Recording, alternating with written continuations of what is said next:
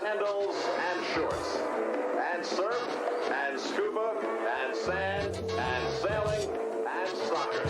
San Diego, California.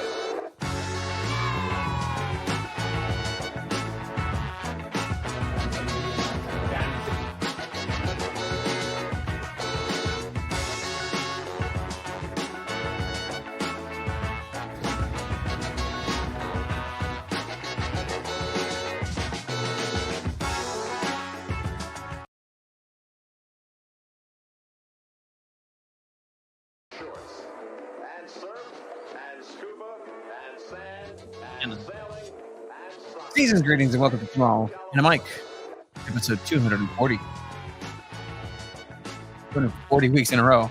Whenever I'm getting to these round numbers, it's kind of impressive. But shout out to everybody who is here for another episode of San Diego Football, San Diego's #1 soccer source in America's finest city, San Diego Football. We're going to go ahead and get it started because there is soccer news. San Diego Wave tie against the Washington Spirit here at home.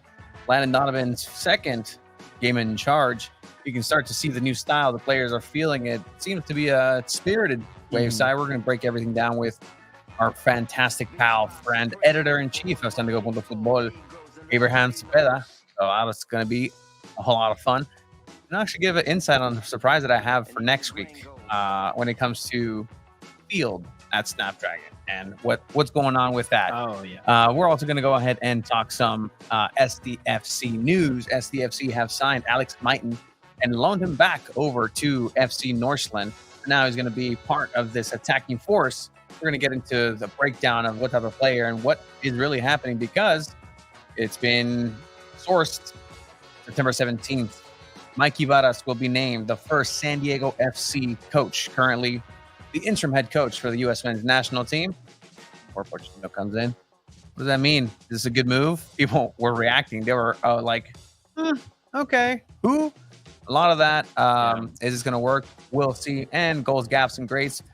Slash El Zarape de San Diego Chula Vista pickup is coming on, celebrating 4 years being part of the ISAF regional qualifiers of street soccer, won by the San Diego FC representative from Azul. Right? Azul one. There was two of them. It's like Santo and Blue. That one. Chrome and Azul. Chrome and Azul. We're going to get into that tournament as well because it was a whole lot of fun. Thank you for everybody who is joining us in the comments, Instagram, Twitter. Say on the say on a Tuesday. If you're new around here, I don't think we've ever done an episode on a holiday. Yeah, I don't think we have. Yeah. So the record isn't like every month. Like, no, it's at least one episode a week like, for that amount of time. Season's greetings. Saludos a mi compa Elber Larga. Están internado en el hospital. Saludos, Elber. Que te recuperes. Hopefully everything is coming up, Elber, from here on out. So we want to go ahead and just break it in. We're going to have a guest, and I'll just kind of start this off the top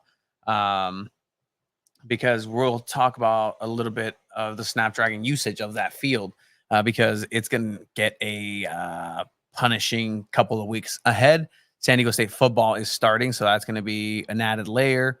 The field aerially didn't look the best, but I actually went down to the pitch side to examine it myself. We'll discuss that, but next week I think we have slated an interview with the head groundskeeper and just the people who are actually in charge through Snapdragon as far as what it's going to take for this field to be able to survive and just I guess chemical compounds of what goes into these markings and the latest technology and soldering. So wait, I like how you said I went down there and inspected myself. I did. Yeah, no, I needed to make sure. I went down there and I smelled the smells and I heard the bounce and I saw, metidas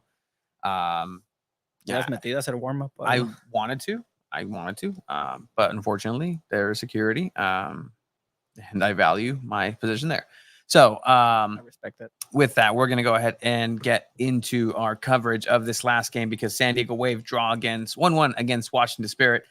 This is also the title of our editor-in-chief's latest draw up here, Abraham Cepeda. With that, we're going to bring him on. Abe, Saludos, season's greetings to you. How are you? Saludos. I'm doing all right. Definitely a fun game to watch. Always love the conversation around stadiums and fields and everything that in between. It's how I grew up on San Diego sports, honestly. The things I remember most in my teenage years is this stadium coverage. So it's a lot Yeah. of fun. Yeah, no. So just to give some insight, right? We had Landon Donovan on, interim head coach of San Diego Wave, for an interview last week. Great stuff. But after there was a conversation of like, hey, you and I, we've spoken in passing, but like this is the first time we actually kind of spoke and discussed just person to person. We're like, yeah, no, like my mom knew you because you worked with the person in charge of FS Investors. Because she's the house maker, homemaker, whatever position that is. What's that? Maid. For years for that side, and she knew that the Chargers were leaving. She knew that Soccer City was going to happen. So indirectly, my mom's known Landon Donovan longer than I have. Beth's best friend, Landon Donovan. So it's a lot of San Diego-ness has to do with that. But yeah, no, that's going to be an interesting kind of take. I want to see. You had the breaking story I want to see which about what the Chargers leaving. Yeah, Could have broke those news back in the day. We could have been huge. I didn't even know you. Speaking of huge, Juan Morelos asking, how are y'all losing so much weight? Are both of y'all on Ozempic? First of all, I haven't found it yet. That's very rude to say about Abe, but I mean, Abe, eres un maldito gordo. I am training right now. I'm a little bit sweaty right now, but you guys did your weight loss in a great natural way. I'm very proud of both of you. It's really cool. I had surgery, right? Yeah, no, it's natural. That's somewhat natural. You have a piece of humanity taking out of you. I don't think that's natural. It saved my life. I'm not gonna say no. I'm not eating. Can you imagine if you were like gordito and you were in that thing that you did? The thing that you did on the freeway. That would have been bad. Oh, yeah. That's crazy. Mm-hmm. Yeah. To be fair, I don't think you would have even been in that situation to go to Disneyland with somebody. No, so I would have not been in that situation. Absolutely, I would have been at my house playing Call of Duty again. Oh, I missed that Chiba in a way. But I definitely do not miss that Chiba. Roll the clip. Episode 2, 3, 4, 5. No, but thank you. We are on the hot pursuit of that. We have a reward if fat found. Please let us know. Anyway, San Diego Wave. Yeah, San Diego Wave. They didn't lose, gentlemen. They did not lose this game. Good. They haven't won in 11 matches, but they didn't lose this one. That's true. And that's that be the streak from last season? How many games did they have that they didn't win last season? I believe that was 9. It was 9 or 8. 9 was the number of consecutives that they didn't win, but completely different situation. I feel like it's a completely different. Mostly Challenge Cup too. Yeah, and the different format of Challenge Cup. Excusas. But all right, let's get into this lineup, right? So you're starting to see the San Diego Wave that's getting put together, whether it's whoever the head coach is going to be. This is the team that's still coming together in a lot of ways because the Olympians are back. But with that, Naomi Gurma, a huge part of the missing piece.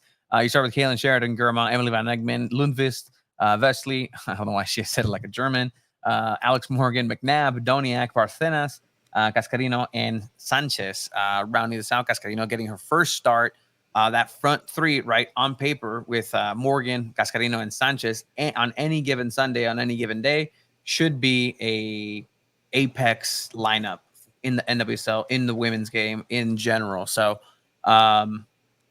what do we think about this evolving Wave that's still kind of healing from the Olympics, injuries? Jaden Shaw still not there. I know the way Colaprico plays, that Landon's going to want to incorporate that into this style that he wants, the Loyal-esque style. What do we think about this lineup, guys?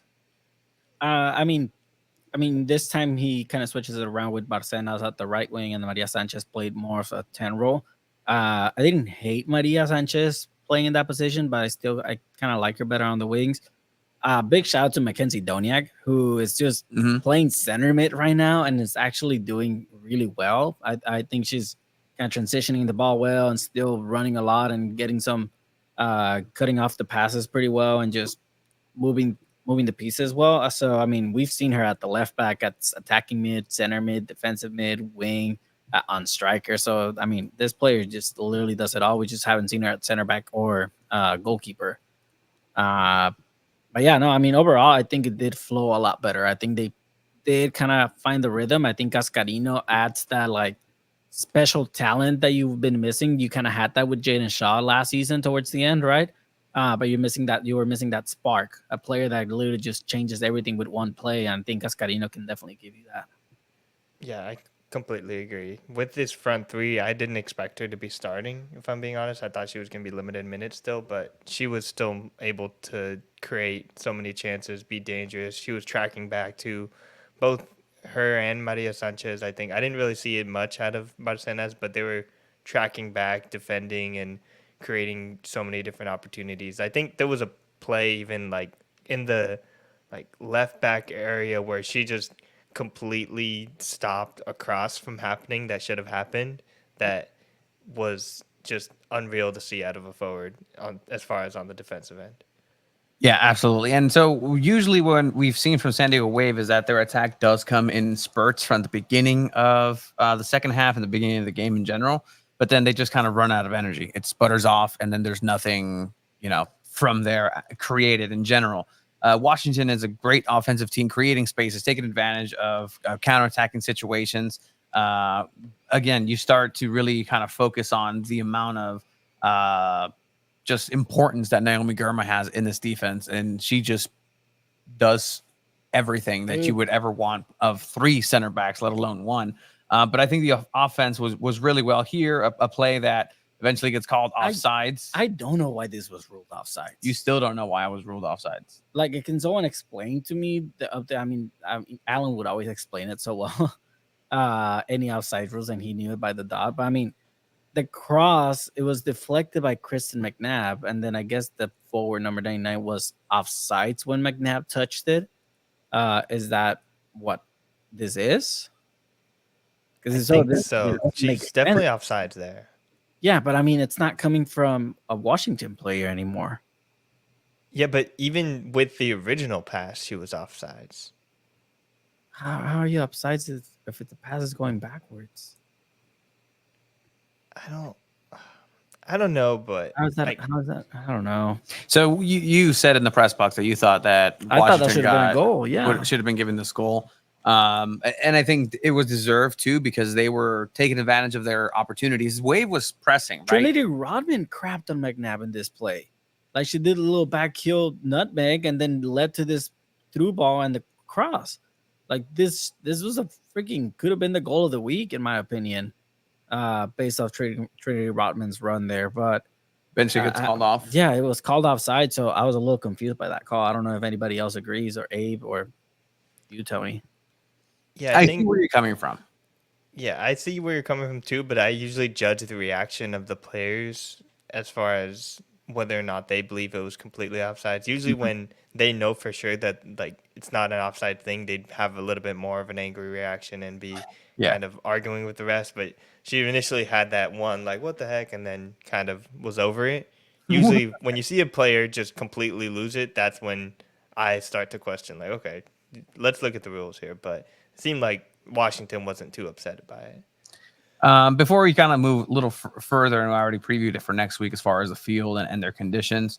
Optics aside, right? Clearly, you see the San Diego State there. This play, what a play. Amazing. It looked like Caitlin Sheridan may have gotten a hand on it. Mm-hmm. So when I saw just what everybody saw on that day with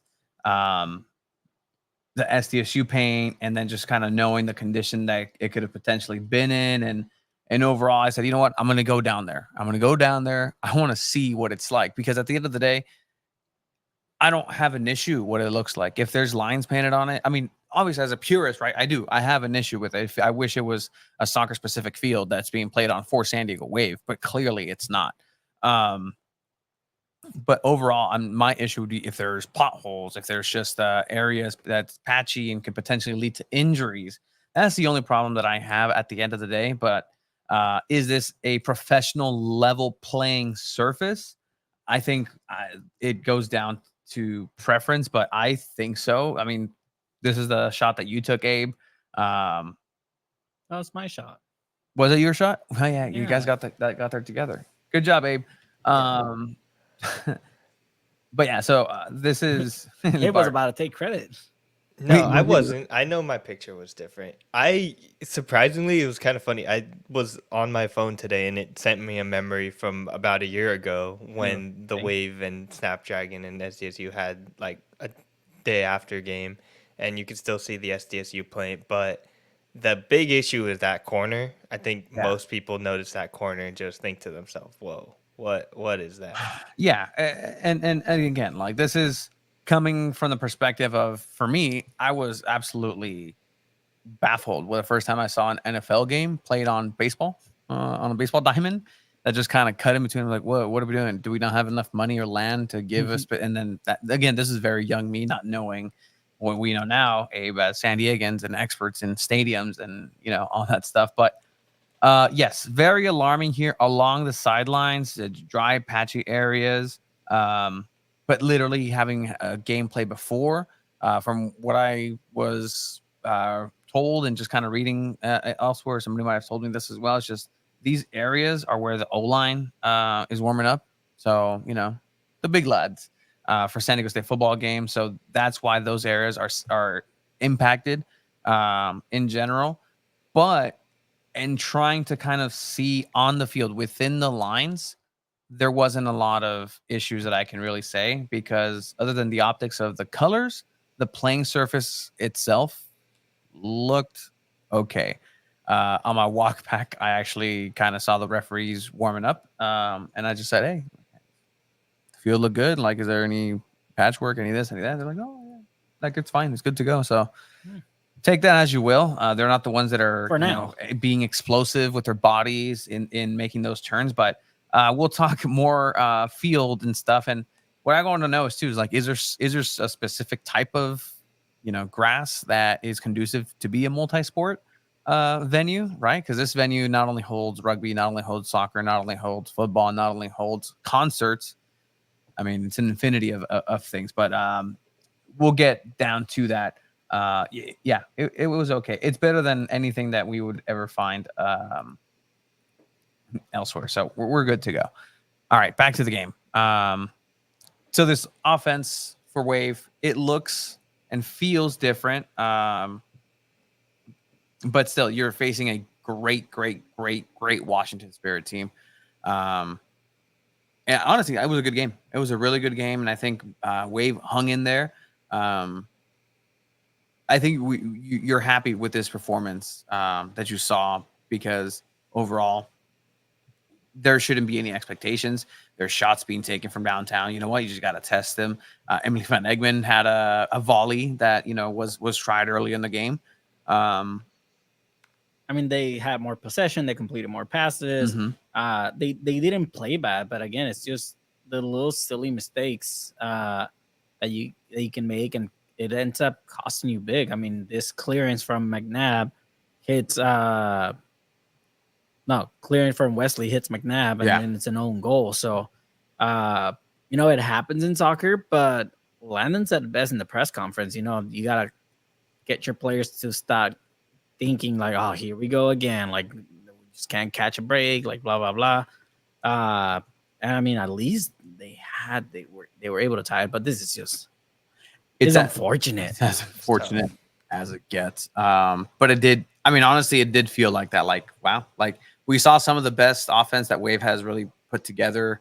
It looks constructive. It looks like, okay, they're at a place where they usually take a whole 75 minutes to get to build those chances. But it's happening in the first 30 minutes, and they seem to be holding up. And then this kind of just takes the air and the wind out of Wave, but it didn't. It really didn't. And I mean, play the goal and then just see like Naomi Girma's reaction. She's like, "Are you kidding me?" And I'm telling you that I mean, not saying that she's gonna leave Wave, but if I was being labeled as the best defender in the world, and my team's doing this shit, and my team's not gonna make playoffs, and my team's not gonna win anything, I'm gonna want to go somewhere where I'm gonna be considered with the best team in the world.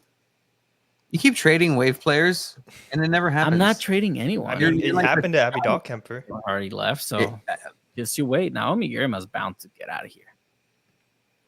I I mean, think that when you look at this wave team, like now in this new Landon Donovan era, if you delete all the context of the last bits of the season, you think about this Washington Spirit game. It's one of the best teams in the league. You performed very well. You honestly could have won in those final minutes. We all thought there'd be a late game winner there, but being able to perform this well against like a good team like this is crazy. And yes, it's unfortunate for like a player like Naomi Girma to have like a great game like that and then kind of get that taken away. But then at the other side, Kristen McNabb is able to put one away herself after already putting one away. It's unfortunate, but it seems like things are starting to turn around in the good way. there's time, and I Is think there? there is. There really is. I It could don't be know. worse. It could be worse. How do you say there's time? There's 8 games left. There's plenty of time here. A scary moment with Sheridan colliding. They have to win 5. They in the can. next 8. I believe so. I believe that we've seen They a have new. to win more than what they've done all season. Yes. Like I don't know. That's hard. Yes. And you still think they're gonna do it? I think it's possible. I think it's very much possible. Possible. It's Do you not think going to so? be Do you easy. think they're gonna do it? Is that your Trial by prediction? fire. 2 weeks ago, we said have 2 weeks after they come back from these international competitions and see if they're going to make the playoffs or not. Tony, you were convinced they weren't going to go. Yeah, be you able had to make the said, playoffs. actually that Landon changed your mind already. The hey Tones. No, changed Landon your didn't. mind already. Landon did not change my mind. Oh, Cascarino did. Cascarino was not the only one to change my mind. What I'm seeing from this team in terms of just finding something else that isn't just a big nothing burger out of these games. Yes, this looks daunting. Yes, they're you have to give 2 scrolls down on the table. You're your own worst enemy in every single one of these games. We've seen it this entire season. I go back to Houston. The moment that I think just everything was put in perspective was I think that Elise Bennett offsides that nobody kind of seems to remember, where if not for kind of lapse in judgment, you win that game. You have another victory. Casey maybe stays. It doesn't look as bad. You still have Casey, have these weapons. Everybody comes back from the Olympics. Kaylin Sheridan throughout this whole match had been world class. And really you can tell that there's a level of comfort by not having to worry so much about the defense. You can just focus on being a great reactionary goalkeeper, but still having that freedom to move forward and do insane things with the heat map and just be a midfielder at times. Eso iba a ser un golazo. Güey. Yeah, no, that's Pinche paradón. I Like, love that save. was That's a great save. I mean, she kept this tie really. Like that was a goal. Like there's no other way to describe it, right? I mean, she saved that tie. She saved that point for San Diego Wave too. I do think the way they're playing, once they get more pieces back, like if they get Colaprico back, if you get Jaden Shaw back, then you can start. Barcena's is not really cutting as a starter right now, and I mean, and that's no. I mean, she's young, she's a kid, but I mean, I think we talked about it right before where. Abe, I think you said that she's too young. Like she comes off the bench when players are tired and she looks better. But now we're seeing it as a starter. She's not really delivering. Yeah, I think Melanie Barcenas, Casey Stoney was very cautious with her minutes, and we were all questioning of that. And now looking back, that was probably the right decision in my opinion, just because when you have a young player like this, like she's obviously got the talent to be amazing, but putting that much pressure on someone who's not as developed physically or defensively is just going to at times get exposed out there. And I think she can be one of the greats on this team, but right now it's just not there. And the reason why she is playing is honestly because of injuries. If McCaskill is available, if Colaprico is available for significant minutes, then I don't think Melanie Barcenas is playing. Yeah, I agree. I think Melanie best served just kind of that substitute getting shot out of the cannon. situation. I think Cascarino needs a little bit more time to adjust as a starter. Maria Sanchez, again, just moving up into being the player with most contributions in goals for Wave this season already. So I believe that's 6 now, getting that assist from McNabb. So there are positives. There are net positives from this matchup. You play a great team. You kind of hold off as much as you could. Trinity Rodman, that's a premier matchup, right? San Diego Wave defense led by Naomi Gurma against Trinity Rodman and company. Like that's fireworks you're asking for. So overall, look, there's still time, but the time is here. The time is now, as John Cena would say. Next week, this technically next week, Sunday. San Diego Wave returns. Anything else on this match? Yes, there is, because there is a message from Kaylin Sheridan and McNabb, mostly Kaylin Sheridan on the post match, just in terms of where she feels the team is right now moving forward from these last minutes, from these last games in the season. We need to continue to grow and challenge ourselves. And I think we have to take it one game at a time. We can't look forward too far. We have to focus on the growth within the new structures that we're learning and the players that have come in and the coaches that have come in. It's not an easy thing to just turn over overnight, and I think the girls on this team have done a really good job of adapting to what's been going on. So I think as much as we are in a really hard push right now and we aren't in a place where we want to be, we're just taking it one game at a time, one day at a time in the field, and trying to make sure that we've done everything possible to put us in that best position. And at the end of the day, that's all we can do at this point. I mean, let's look just at what's ahead for them, right? Yeah. They have North Carolina this Sunday at Snapdragon Stadium. Mm-hmm. That's going to be a tough game, but the way they played against Washington, they can win that game at home. Yeah. So, I mean, I think the expectation for this one, obviously every game should be an expectation of winning, but I think realistically, if you guys agree with me, I think San Diego Wave can pull off the win here.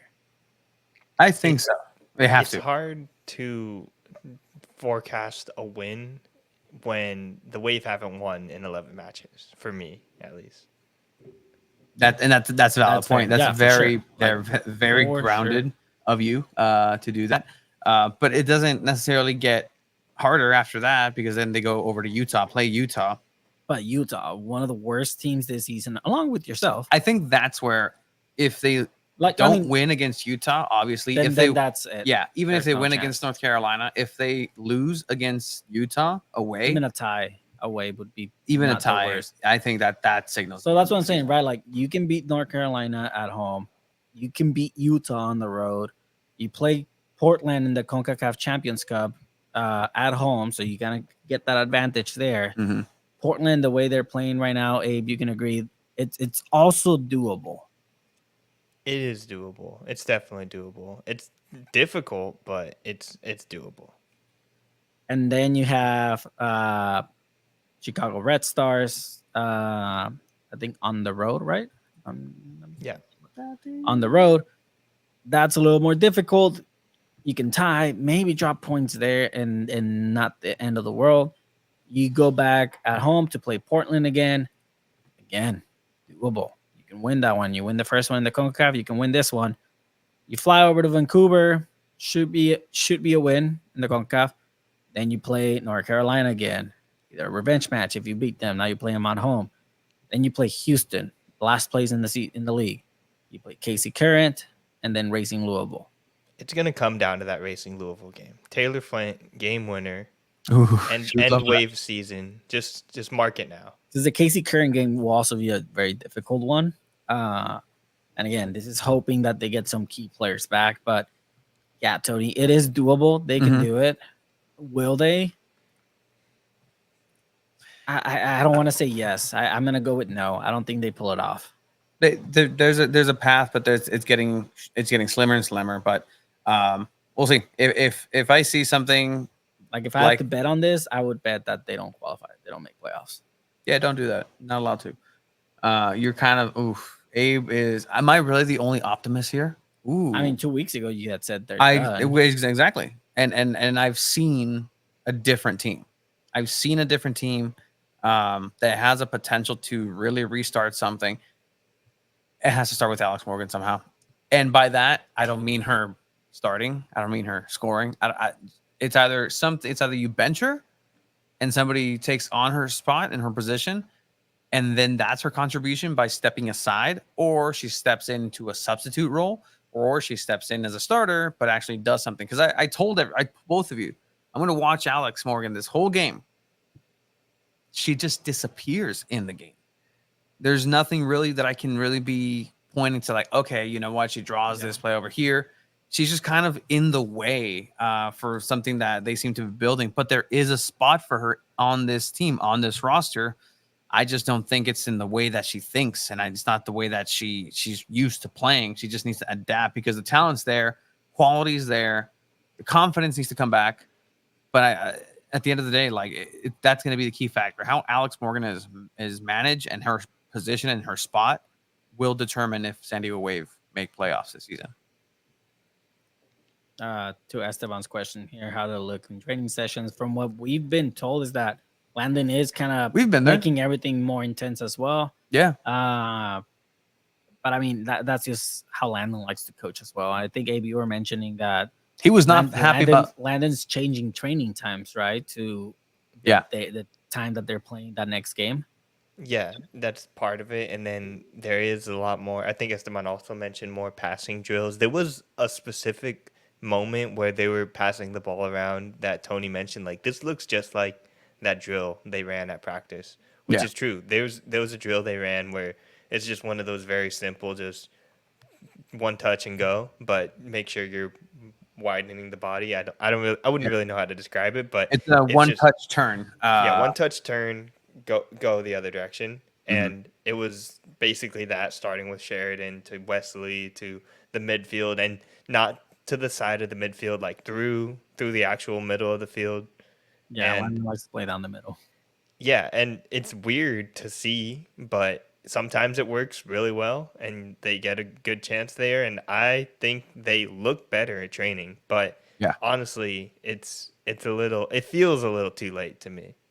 Like, for the future, I think this is a great team, but the reason that it worked for Loyal and Landon and Nate, because you had Charlie Adams and that's where Danny Colaprico comes in. Yeah, like Charlie Adams. That's where she comes in, because I know that's the style that is missing from the middle of this team. That you have Alejandro Guido at the 10 as well, that can kind of guide that ball through, and you have Colin Martin, and you have very solid center midfielders. And right now you don't have any midfielders for San Diego Wave. It's Emily Van Egmond. That's the only one that's been healthy. And Doniak playing center mid right now. Running everywhere. That we know on the wing she's a beast. And I think she's trying her best, and she's not doing a bad job either. But you don't have those quality players that have grown up and learned and know the system of being a center mid, like Colaprico would, like Jaden Shaw would at the 10. So it's going to be hard, but I don't know. Like, I don't think so. I don't think so. I think it's possible. I'll be the sole optimist where I'm usually not. But again, this is from something that I've seen, and I've seen that training that we were talking about. Like, it's there's a different tenor. There's a different. When Landon came in and he's like, hey, like, fitness was an issue. He's not necessarily speaking fitness in terms of like injuries and coming back, because he specifically mentions that after, right? Fitness is not where it needs to be, because in order to play the way he wants to play, those pivot points need to be crisp. Those passes and go and off the ball movement need to be. They're going to run more. So, too little, too late. Maybe potentially. But it's going to be fun. I will say that. And that was as Landon, right? Is there's going to be like and Landon said it's not going to be a quick fix. Like, I'm going to do my best to teach this team and the players the way I want to play. And if it's here in the future, great. He keeps growing, but he says he's going to try to change it as much as he can in the little time that he has this season. So it's going to be fun. Either way, I think at least there's change being done. There's different stuff. There's something different now, and we hadn't seen that in the last 2 years. So I think that's catching that if it goes the way you're thinking and being positive and they can make playoffs, that's the reason why it's going to happen, because they're changing something that Casey Stoney wasn't doing, something obviously that Paul Buckle wasn't able to do. But Landon is literally changing the way that players think, the way the players are training, the way that the times that they're training. The players had this routine already, and they had a losing routine. Yeah. Abe, anything for this game or the game upcoming? What I will also mention, just one last thing, is attendance for this matchup for San Diego Wave was 23,541, which was a little bit under San Diego State the day before, and their attendance of about 25,000. I'm gonna be interested to see how San Diego State maintains that number, or how far they go down. I know there's a lot of talk as far as their numbers and how bad it looks and how this, like, I mean, if you're Snapdragon, you should be happy with what you get, just in general, in these day games. Yeah, and Beavers again, are gonna come to town and get whooped by my Aztecs this week. That's some football talk for you. You guys have no idea what I'm talking Did you No, just no, say no, the no. Aztecs are going to whoop your team? No, the Beavers rival are Beavers. Oregon State. Oregon, OSU. Yeah. My But Ducks are that's the the best rivals. team in the nation right now. Okay. Anyways, but no, seriously, over time, I think that the SDSU team will eventually, as they always do, have an offense that is not entertaining and not fun to watch for fans. Oh, yeah. And they don't go to games, which is, I think it's fair for San Diego sports fans to say, hey, it's expensive.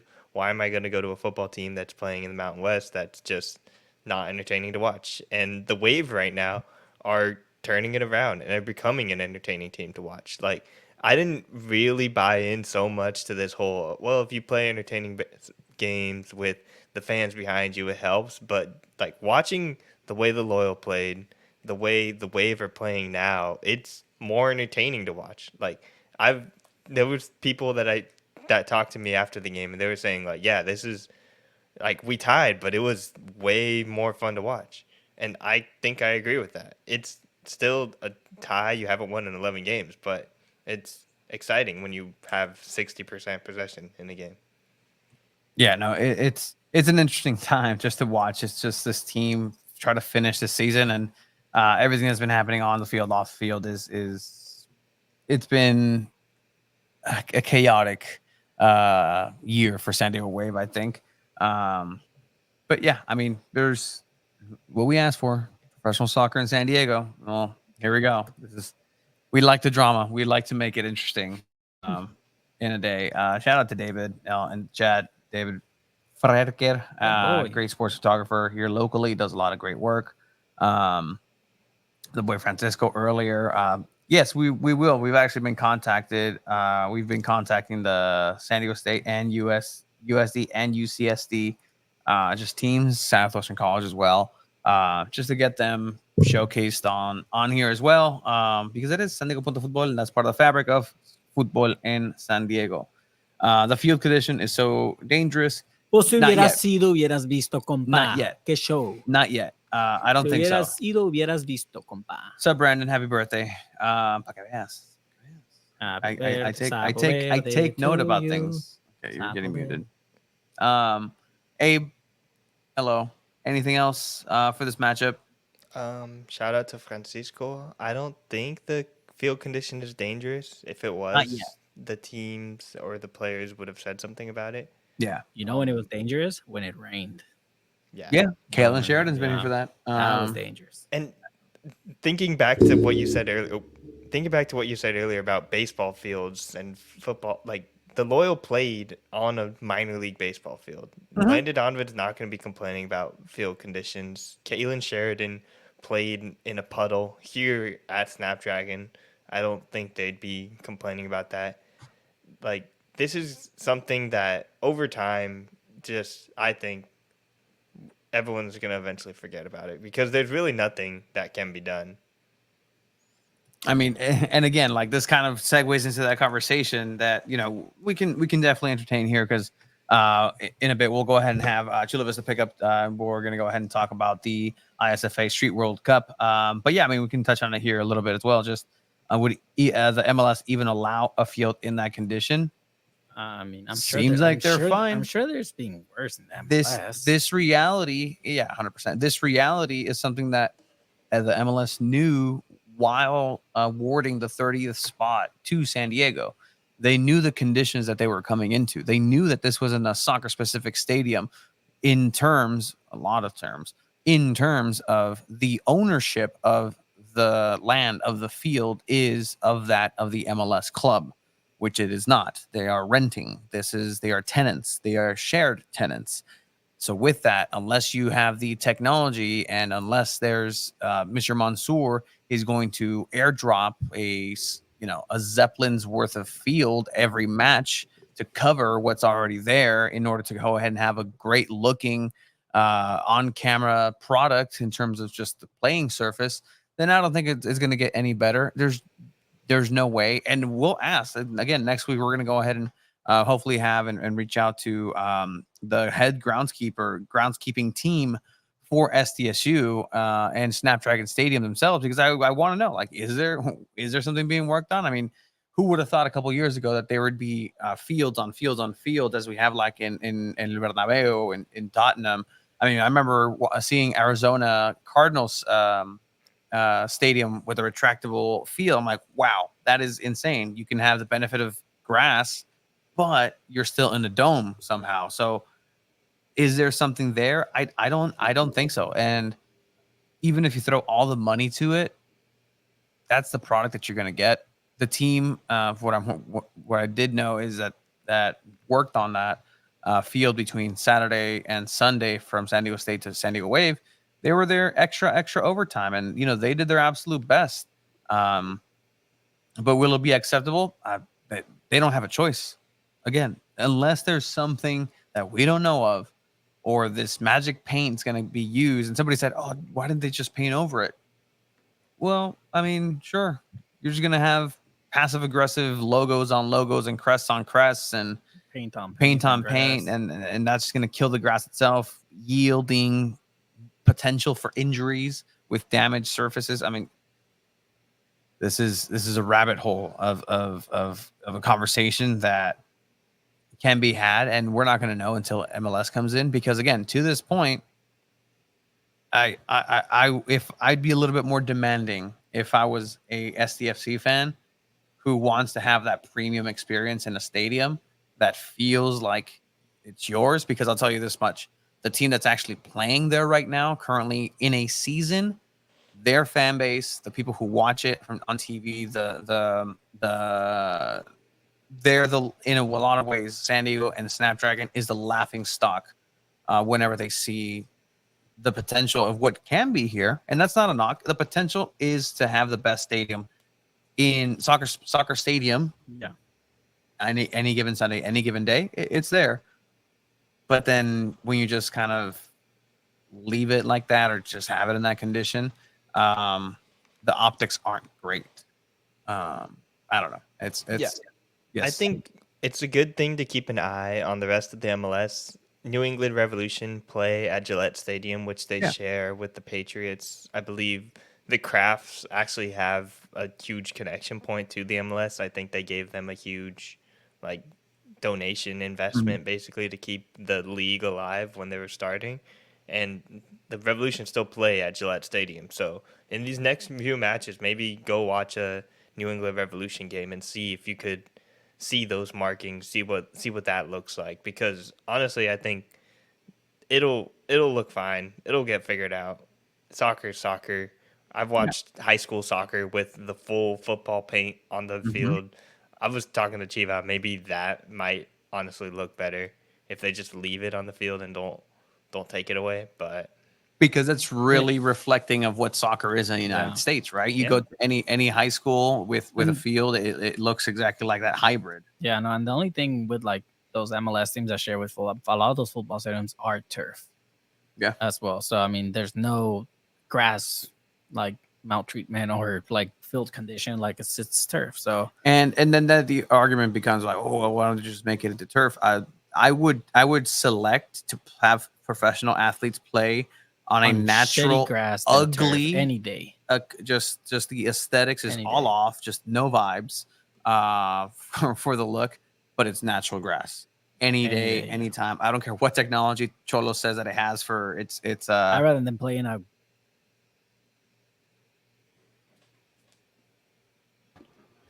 Bueno, pues, amigos, amigas, Tony se salió del de este. Ah, Yeah, no, Chitona. SDSU, big SDSU coming after us. Again, and then there's examples, still better than Oakland's pitch. Okay, and I hate to be this person because you know what? We fought for against the coverage of it and putting it up, but USL and MLS should have different expectations of what it should be. A USL championship team like Rhode Island, like New Mexico, that play in a baseball stadium, Locomotive, like Oakland, they play in a community college. Let that happen in the championship. That's the charm of it. But the MLS that wants to postulate as this world level, world class league, it's just not okay. I mean, NYFC New York was playing at Yankee Stadium, right? So that's just the state of MLS. But it's good to hear just people's perspective on this. SSU with like a 1K attendance to ruin the place for 25,000 pro soccer fans, amateurs. Mhm. Yep. And that's what you get. You know what? At the end of the day, I have somebody who is a super SDSU fan, and they SDSU can do no wrong, right? But it's like, yeah, SDSU won. Like, okay, get over it. Like they won. Like there's no good guy, there's no bad guy. SDSU just won overall, and they can do whatever the fuck they want on that space. So they rented it. They're renting it at a high premium and rented as is, right? It's just like everything in San Diego. You're gonna pay una millonada. You're gonna pay an arm and a leg, and you're still just gonna probably be renting in. Where am I gonna put this? Spring Valley. Yeah, Mm. yeah. I mean, yeah. One of my best soccer games was in Spring Valley, actually. See, It was you know like a what? turf field. It was super hot. I remember just going off like defense like insane. That's one of my favorite games I've ever had. Yankee See- Stadium has Wow. aura, though. Has vibes, bro. I mean, Ooh. Very mindful. What if very they play at different, Petco? weird. What if they just play at Petco? Let the Wave play at Petco. I why not? Man. Hmm. Man. How about we get a soccer specific stadium in San Diego, Abraham? I've seen a soccer game at Petco How about we Park, do and that? it's not that How about fun. we do that? How about we go back to the drawing board and say, you know what, SSU, enjoy what you're gonna have. Your 8 home games for San Diego State because soccer's out. Aguanta. ¿No lo llenaron, güey?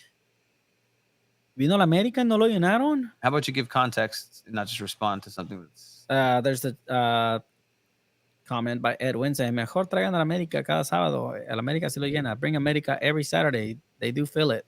America came and they did not fill Snapdragon.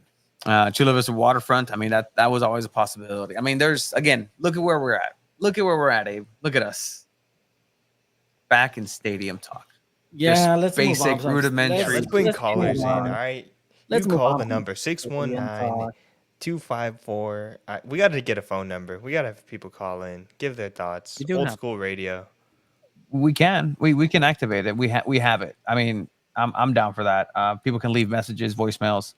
Am I mistaken? The SDFC is obligated by MLS to build a new stadium. Correct. They made a special accommodation for San Diego for SDFC to be allowed, because in order to be awarded the franchise, the 30th franchise, and be given the award of an expansion team, you have to do a checklist of certain things. Once you're approved for it, you have 90 days to fulfill that checklist. That checklist means that you have to find a stadium. That checklist means that you have to just turn in a whole bunch of different things by this day. The last thing that was signed, the last day, like trade deadline day at 11, whatever, was the contract between San Diego State and SDFC. Because when that announcement happened, Manny Machado, Mr. Mansour, Commissioner Garber was there. Like that first initial announcement, that day, in that moment, San Diego State and San Diego and SDFC did not have an active contract. That was just an event that was held there. It wasn't finalized until that day, much later. And that was the last day before that you are given in that window, the 90-day window. The negotiations didn't go as well as SDFC wanted. The price kept getting higher and higher and higher, and that's why at the end of the day, you know what? It's a hostage situation. MLS is giving you the loophole to be able to do this, so you're kind of screwed. There's no wiggle room from there. So it's kind of some of the behind the scenes that ended up happening there. Yes, Alexi Lalas did have Landon Donovan on this podcast after seeing him on Two Balls and a Mic. Alexis Lalas, huge fan of Two Balls. Yeah, he always is. He hits us up all the time. Yeah, no, he's absolutely. You know who actually hit me up? Jimmy Conrad today. I said, "Hey, what's up?" Why did he hit me? Oh, because of head coach. Because interim head coach for the U.S. men's national team and SDFC's head coach. All right. Is Mansour and Right to Dream buying SD Wave eventually? No, I don't think so. No. Unless the rumors of MLS women's division actually materialize, which don't seem very likely, and it seemed like a conversation was had. Like at some point, a conversation was had of like, "Hey guys, what if we have a MLS team on the moon, bro?" Like that conversation was had. So technically, that was on the table. What the yeah, bro. There's no chance. If anything, NWSL has a bigger chance of buying MLS. 100%. But all right. With that kind of concludes San Diego Waves and Snapdragon coverage. We're going to go ahead and come back a little bit after. With that, we're going to say bye to Mr. Abe. Bye, Abe. I'm going to put you away there for a bit. Because we will get back to SDFC talk. Alex Mighton has been signed for SDFC. And the head coach for San Diego FC, the first head coach, will be announced in the coming weeks. I think that's the timeline. It's on pace for what we said last week. Just that 3-week window. Weeks, yeah, you said 3 weeks last week. So that's going to be coming down. We'll discuss that. We'll talk about that. So stay here, stay engaged. If you have any questions you want us to kind of answer, go ahead and put it on there. But next, as we move away from our San Diego Wave coverage.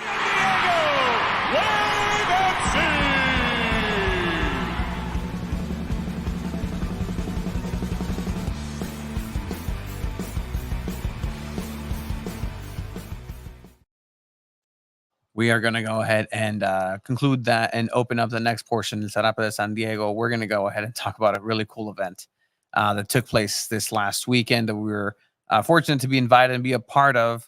And so we're going to talk about it during our segment here, El Sarapa de San Diego, where it's our community segment where we bring on people and members of the community who are getting after it and really just representing San Diego soccer and have been representing what the true meaning of San Diego soccer really is, outside of any of these professional organizations ever thinking that they can happen here in the city. The people have been playing the sport throughout. The people have been representing. The people have been jumping fences. The people have been, putting, two backpacks together in the park and say, hey, let's keep doing this on any given Sunday.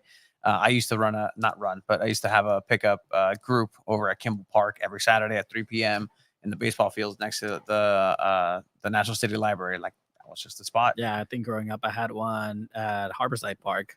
Like they would set up big goals too. Like you do La Feaster too. And then since middle school, Feaster at 5, Feaster at 7. And that's just in the parking lot. Feaster at 8. Like Feaster at 8. In Cemento. Yeah, like that. Puro, like futsal street soccer. Yeah, 100%. All right. So we're gonna go ahead and enter and welcome on here in a bit Henry from Chula Vista Pickup in our set.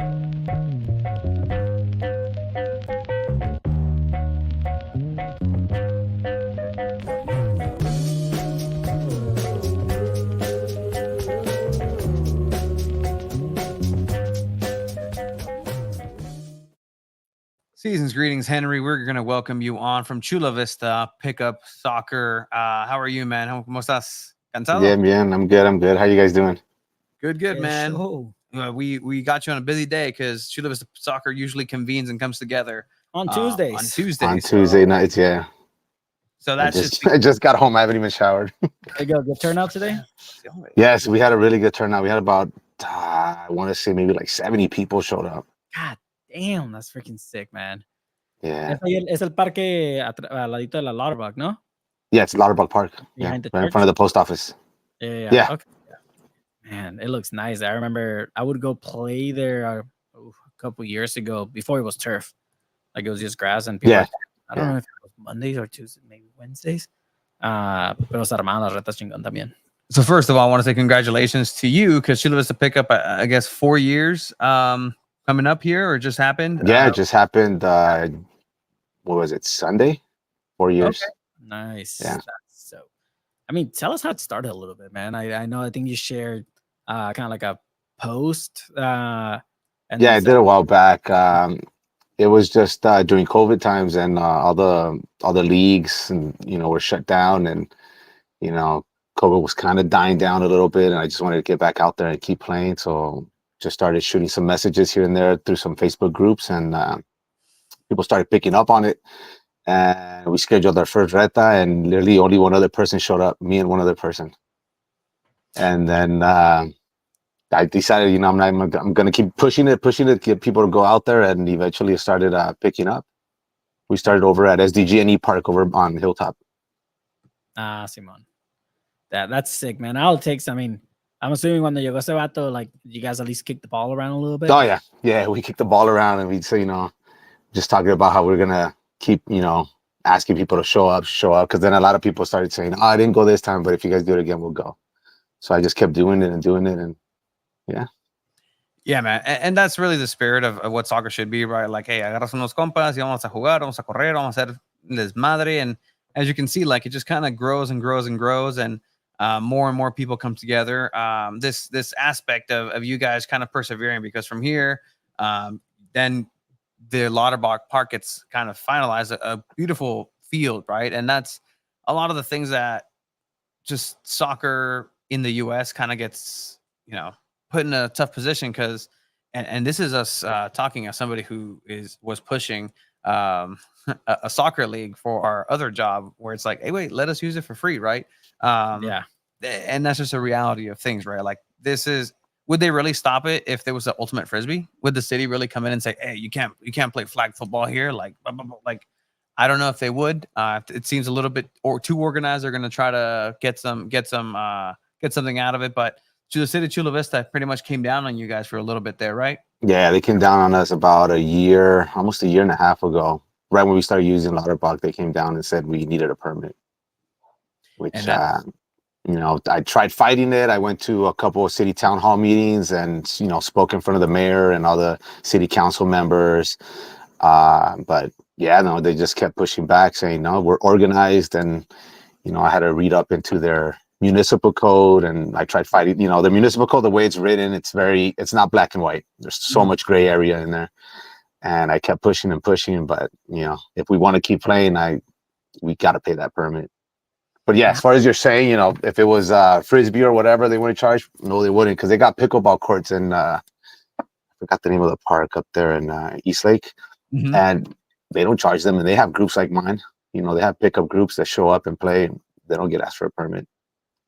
That's fucking whack. It's really just that putting the barrier there, like, for no reason other than to just trying to get somebody. It's crazy. Yeah, I mean, you almost have to have a lawyer to play football in San Diego. Says Edwin. I know Edwin got very involved over in the Esco area and Washington Park, and fighting for little things like that. They built a beautiful court, a soccer court, in Washington Park in Escondido, and then the first week, like, it's locked, lights are off, and like the empty tennis courts next door are brightly lit, bien perronas, bien limpias, bien como si nada.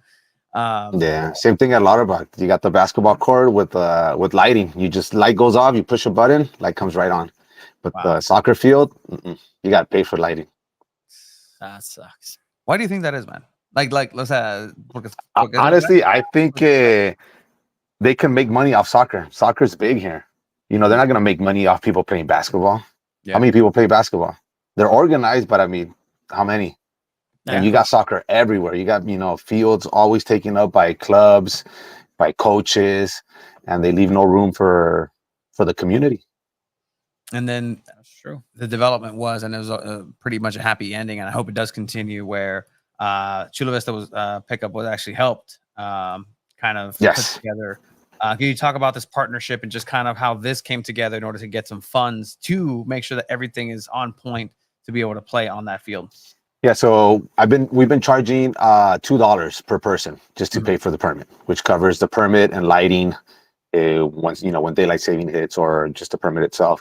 And then we had Manny over at Chicano Futsal hit me up and told me that him and his lending partner wanted to sponsor our permit for 2 months. For the remainder of the year, actually, but we can only do it at 2 months in intervals right now. So for the last month of August and this month of September, our permit's paid. So it's all free, no $2 donations for anybody. Yeah, no, that's huge. And you think about it, like $2 que son $2, but like we get a lot of teenagers though. We get a lot of teens, and $2 is a lot for them. Yeah. The adults come and pay, no biggie, but you get a lot of teens. Like I get kids coming up to me, paying me in quarters. Or some other kids like, I didn't know. I'm like, it's fine, just play. That's fucking beautiful. So what do you do, man? Like, ¿pa qué le sigues? Like, is it still for you? Is it still kind of, or like, has it felt like it's a little bit more than just you? But like, ¿pa qué le sigues? Le está echando huevos. La neta, because I mean, selfishly, I want to keep playing. I'm 44. I got a bad knee. I'm not trying to play in the league. I'm not trying to play competitive. I'm just trying to go out there and have some fun. Oh yeah. And organizing this, I get to play with kids. Teenagers. I get to play with guys in their 20s and their 30s. Y le echo ganas.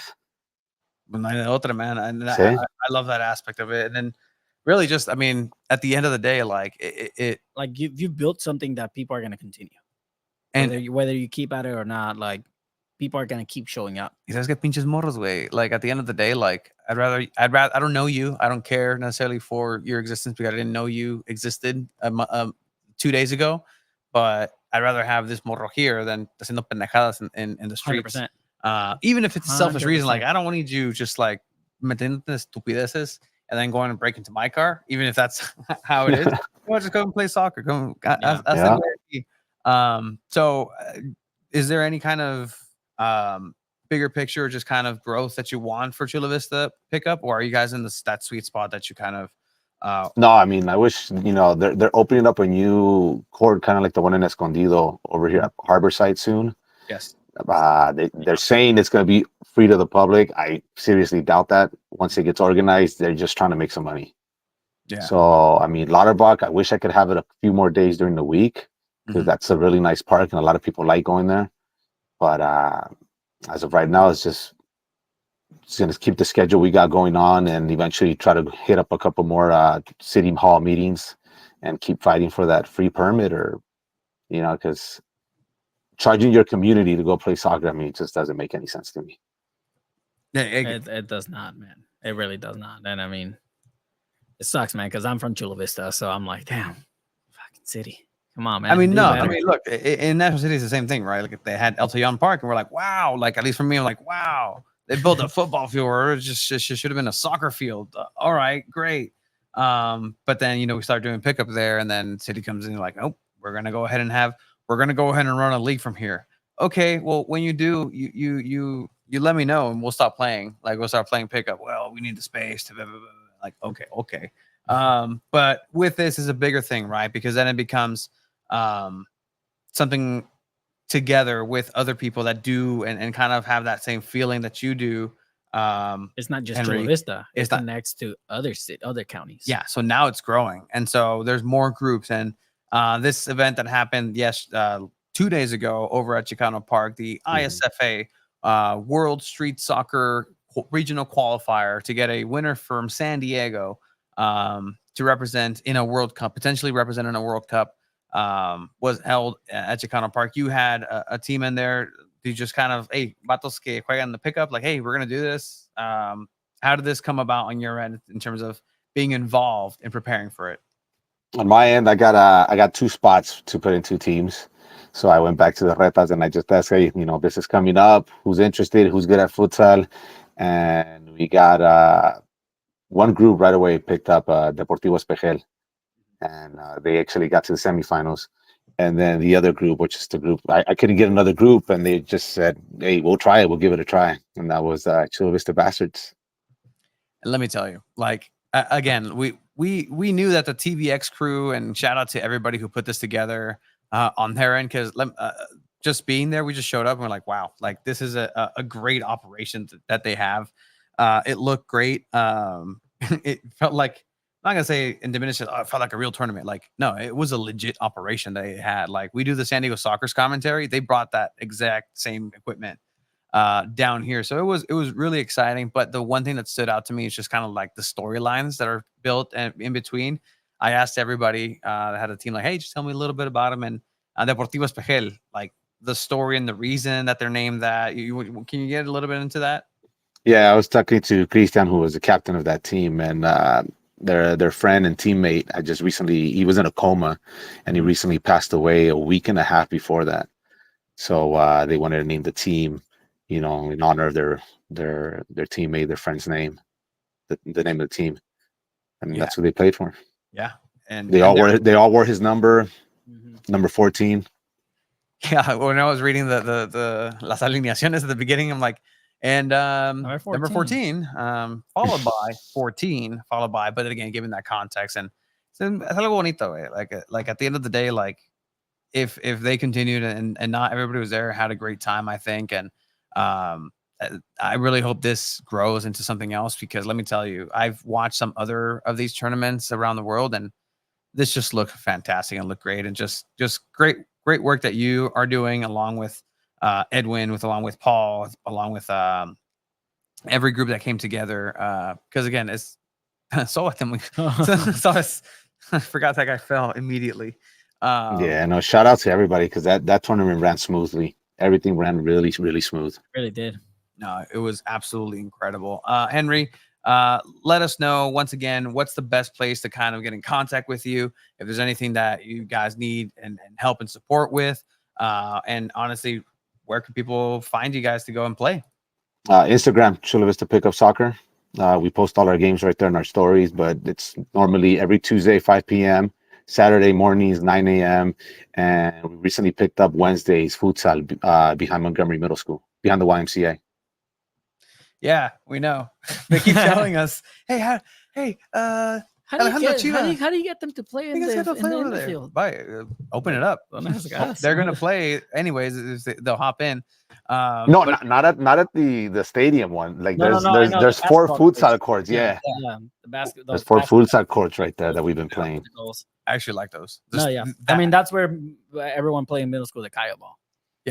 Yeah. So like Montgomery Middle School always hold the Kaya ball, and it was like a street soccer tournament for all the middle schools. And I remember playing it, like repping Chula Middle. So, I mean, that's a legendary just field in general and courts. Yeah, it looks like a prison, which is pretty cool. Actually. It does. Like the longest yard futsal edition. Built character, man.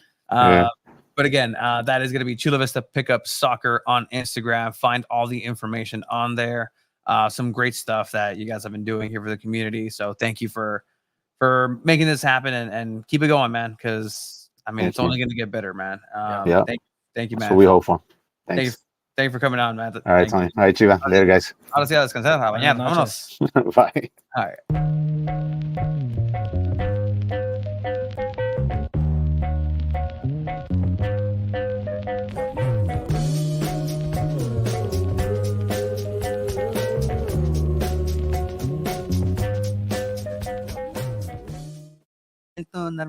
Yo prefiero utilizar la palabra.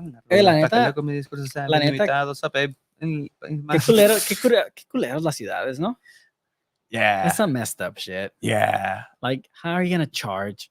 I mean, I get it, you gotta run the lights, but ¿qué le cuesta? ¿Qué te cuesta Chula Vista? ¿Qué te cuesta cualquier ciudad? Apparently, $2 a teenager is what it costs. Apparently. So let's do the I mean, math he on gets that. 70 people, $2. That's $140. Probably runs like about $100, $150 maybe to run the lights for a couple hours. And the mayor pockets all of that. Amazing. It's not like our honorable Ron Morrison from National City. God bless but yeah, no, big shout out to TBX, to Chicano Futsal, Bridge Barcata. We're gonna bring back this ISFA World Cup and just our experience through it. We actually have highlights. Like, we have highlights here, so stick around if you were one of those people who are ready to get dominated or be the one doing domination on some of these clips. So that's gonna be cool. With that, we're gonna bring back Martin, el buen Martin, Abraham Cepeda, because there is some SDFC discussion that's never been done to him. He actually said that the other day. That's the second time in his life he's ever heard that. Abraham, all right. Keep hearing it. That was an SDFC. amazing conversation with Henry. I think that it leads to political awakening for a lot of people when you realize, like, wait, the city's charging us for this? Don't we pay taxes? Why don't they make everything free? Why isn't healthcare free? Why aren't borders open? Why aren't there more accessible resources for everything? I think it's important to think about little small community things like this, where it's like, hey, I think soccer should be free. I should be allowed to use this green space by my house. Is that so radical? It's insane. No, and again, like for me, I just hate the double standard of like, other people just getting the free pass. Like, it's only basketball. Oh, it's only this. Like, oh, this looks a little organized. That's insane. The pickleball thing frustrates me to no end, man. Yeah. All right, it's the worst version of tennis. Okay, I'm a hater of pickleball. I will always hate pickleball. I'm sorry. Just go play tennis. Hot. The hottest of take from this man, Abraham Cepeda. That is who you should email at Abe Cepeda. All those enthusiasts. What's going on here?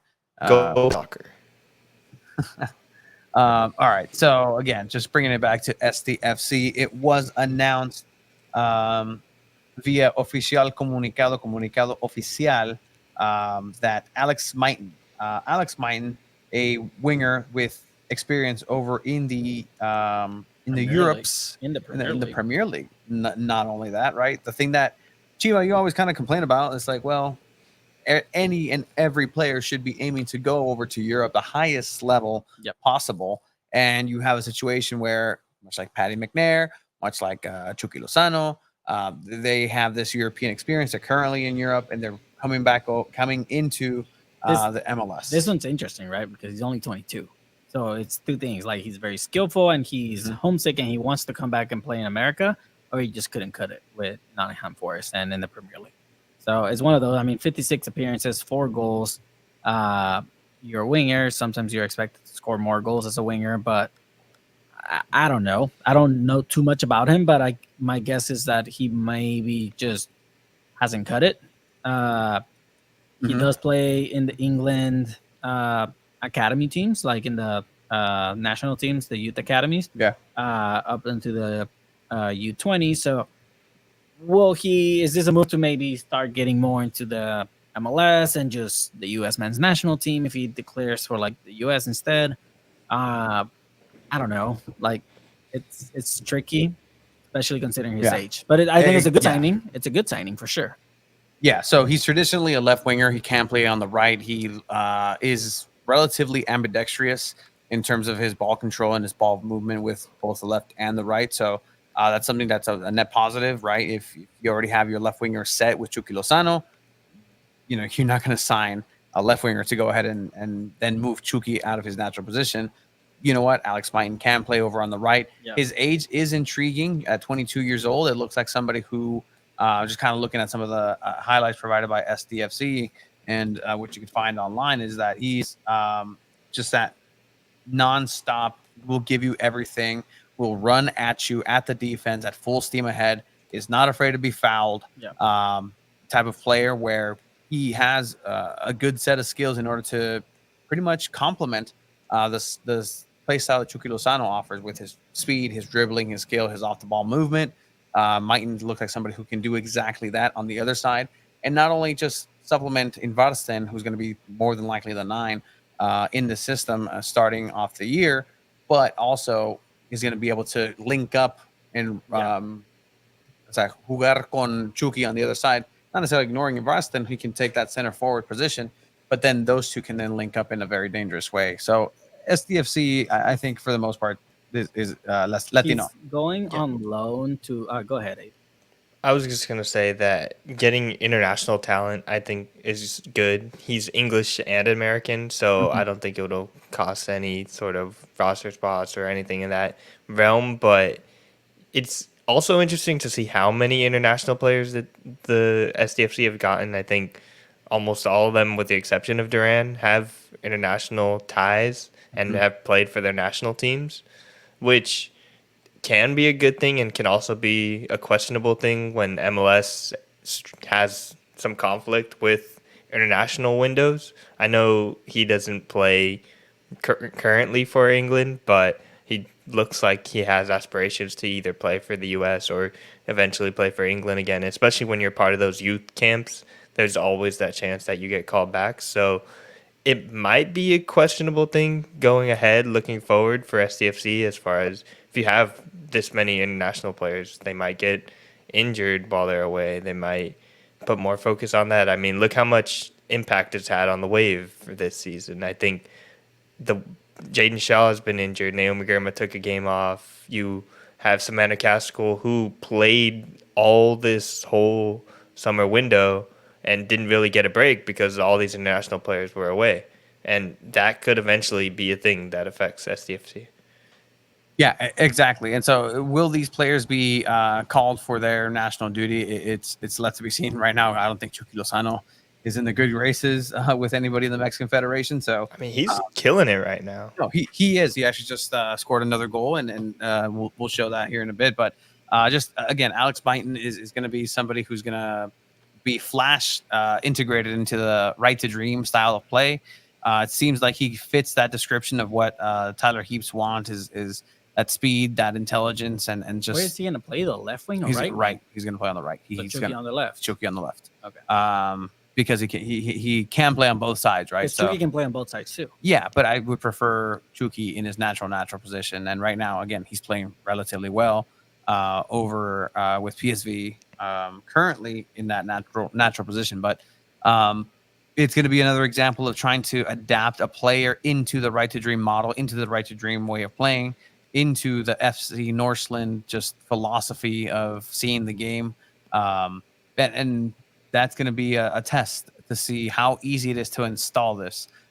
Just essentially this hard drive into a player that doesn't necessarily follow this lineage of it. He's a young player, as you can see, skilled player, and I think trained in what they want him to do specifically won't be difficult because, again, of his age, and he seems to be a good, quick learner. But overall, it's going to prove whether this experiment works, right? I will say again, I think I've said this, we've said this since the beginning. Another point where you can see this is Milan Iloski. Like, he's slated for SDFC.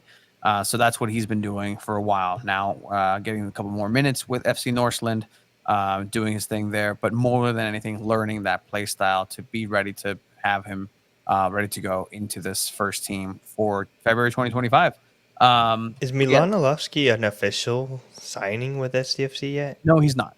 No, he is not. But it's very interesting though. That could have to do with like roster rules or not wanting to pay as much or an MLS salary probably, but it's weird because it does seem obvious. Like, he's from San Diego. He was with Orange County. He got sent or sold to FC Northland, and it feels like official, but they just haven't announced it. It's weird. Yeah, and again, like, this is kind of like, well, always welcome European talent to the team. That's always a plus. Shout outs, awesome. Shout out to Mike Groin Hurts from Playback. Que se recupere. Hopefully everything turns out well. At the end of the day, this kid, it's a player that has played in Europe, and I'm always going to vouch for players that play up there. I think it's definitely more competitive than playing in the MLS. I think you have a chance of just growing more in general when you train over there and you have that mentality. But now he's going to be on loan with FC Northland, and that's also such a good weapon to have for SDFC. Like, why not send all your players that you're signing currently to over there? Like, send Patty McNair. You could have sent Chucky. I think Patty McNair and Chucky Lozano have a higher level of soccer that still qualifies them to play in the teams that they're playing right now on loan. And Ibarz and Yepe, and now this player is also just not at that level just yet, and he can grow. So, I mean, this guy's 22. Who knows? The sky could be the limit. For MLS. Like, again, you got to adjust your expectations, right? Because they're not trying to be these world-beating. No, they just need to win the MLS. They need to win something.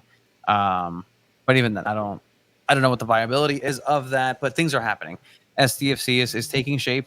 So now that makes 6 official players for SDFC. You have Duran Free, you have Marcus Varston, you have Yepes Verskov, you have Chucky Lozano, you have Patty McNair, and now you have Alex Mighton. So this is kind of where you're going to put the pieces together. You can kind of imagine what this play style is going to be.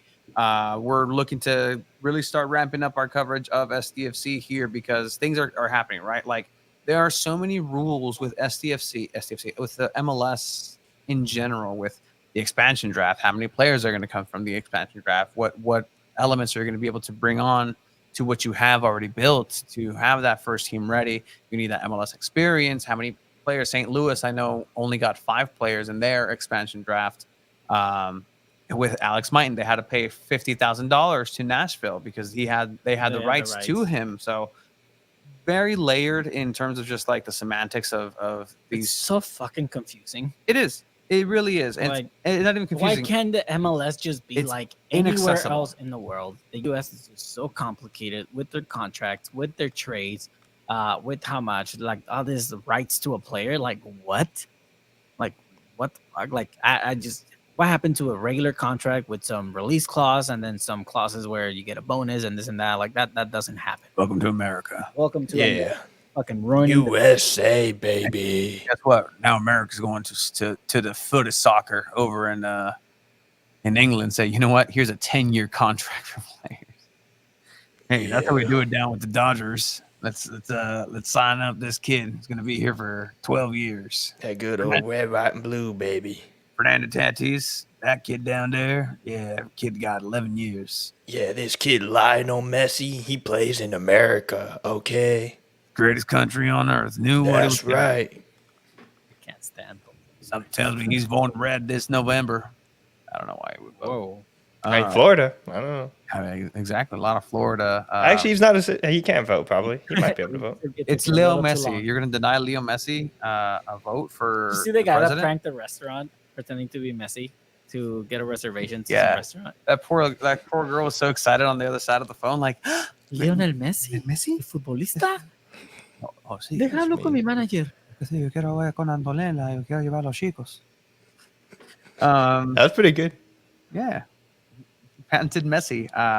In other SDFC news, overall, thumbs up, thumbs middle, thumbs down for this new signing. Thumbs up for what they say Thumbs that they up. want to construct, and they're saying that they want up. this to come together in a certain way, and they're You doing need young it. players. You need young, Yeah. skillful It's a players. good- it's a really good It's move. a good move. It's a really good move, and again, as things start ramping up, there's going to be more moves. And if he's not a Um, starter, okay, Chucky Lozano, you got competition. You got a kid down your ass that's trying to compete and take your spot. And that can definitely be the thing too, because the roster construction is so complex because of the transfer windows that have already closed, the free agents through MLS that you can potentially sign, what those windows are. Like this is the conversation that I was having with Tyler Heaps that day he was named.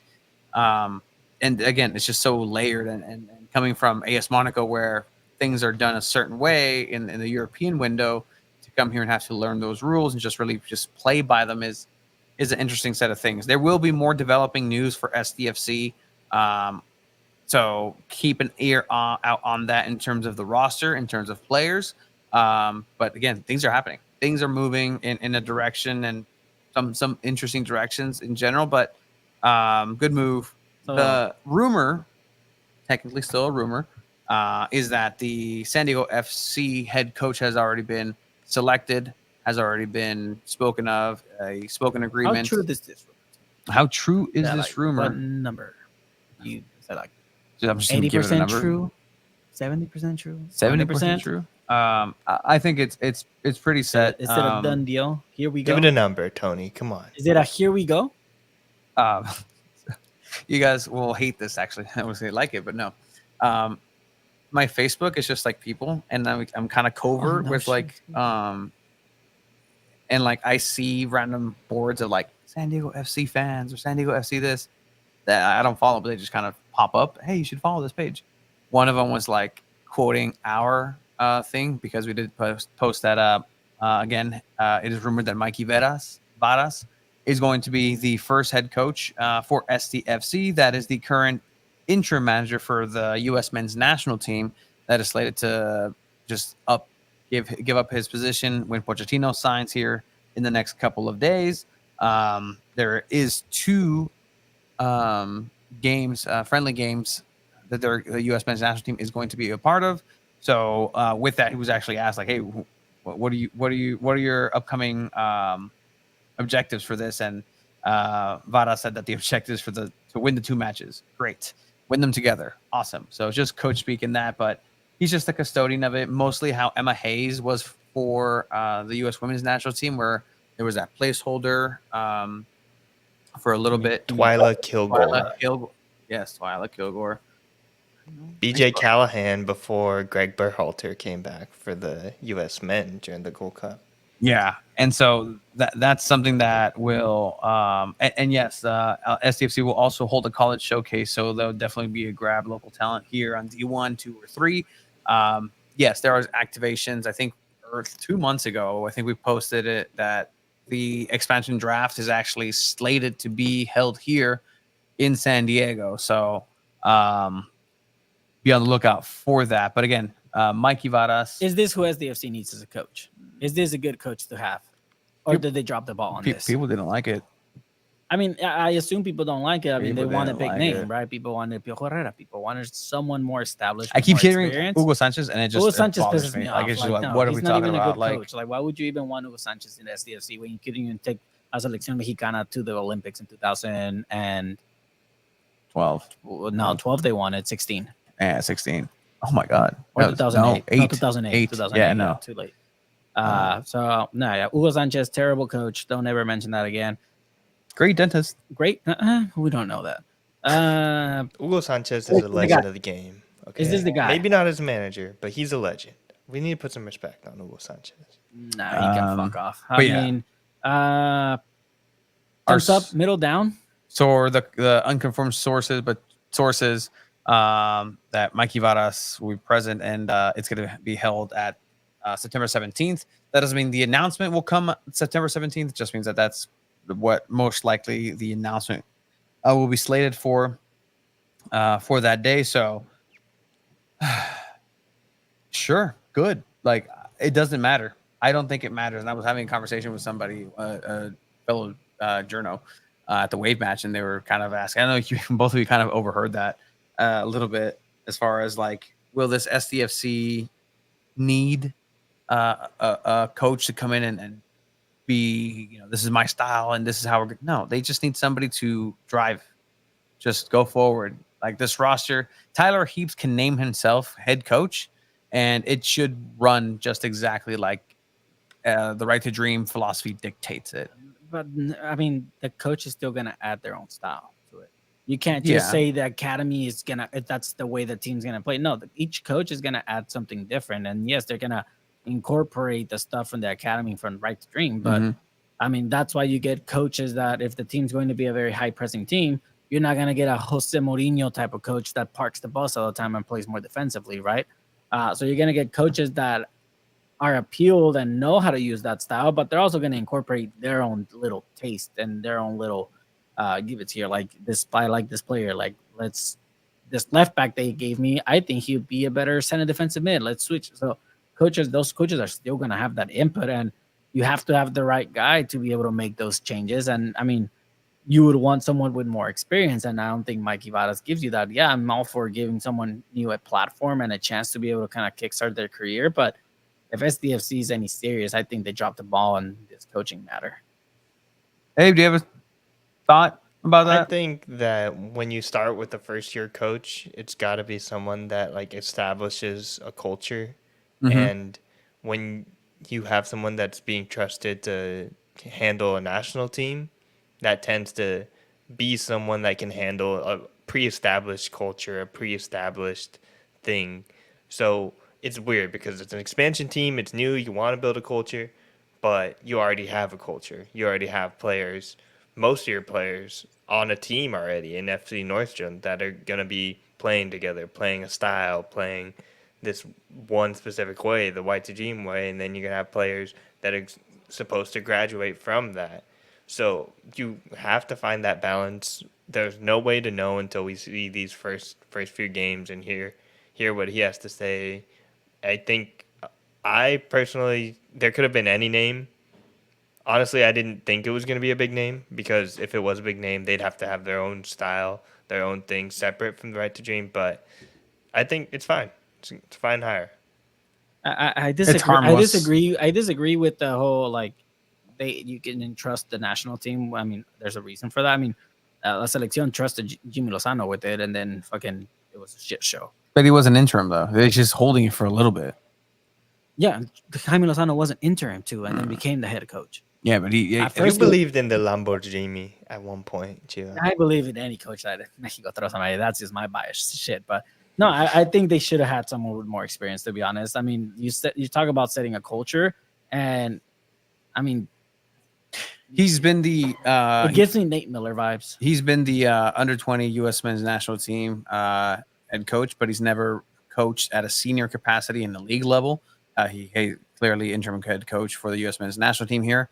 But he hasn't really seen actual success as a head coach at a senior level. So to that point, I can see where that can leave you wanting or leave people wanting somebody with that experience, somebody that has at least a track record, a win in a number in the win column.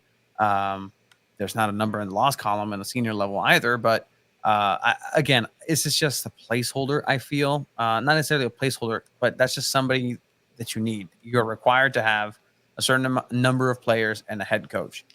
Check. And this person is going to be a good custodian of the philosophy of Right to Dream, because Right to Dream is never going to go away from this team unless the Mansours sell it.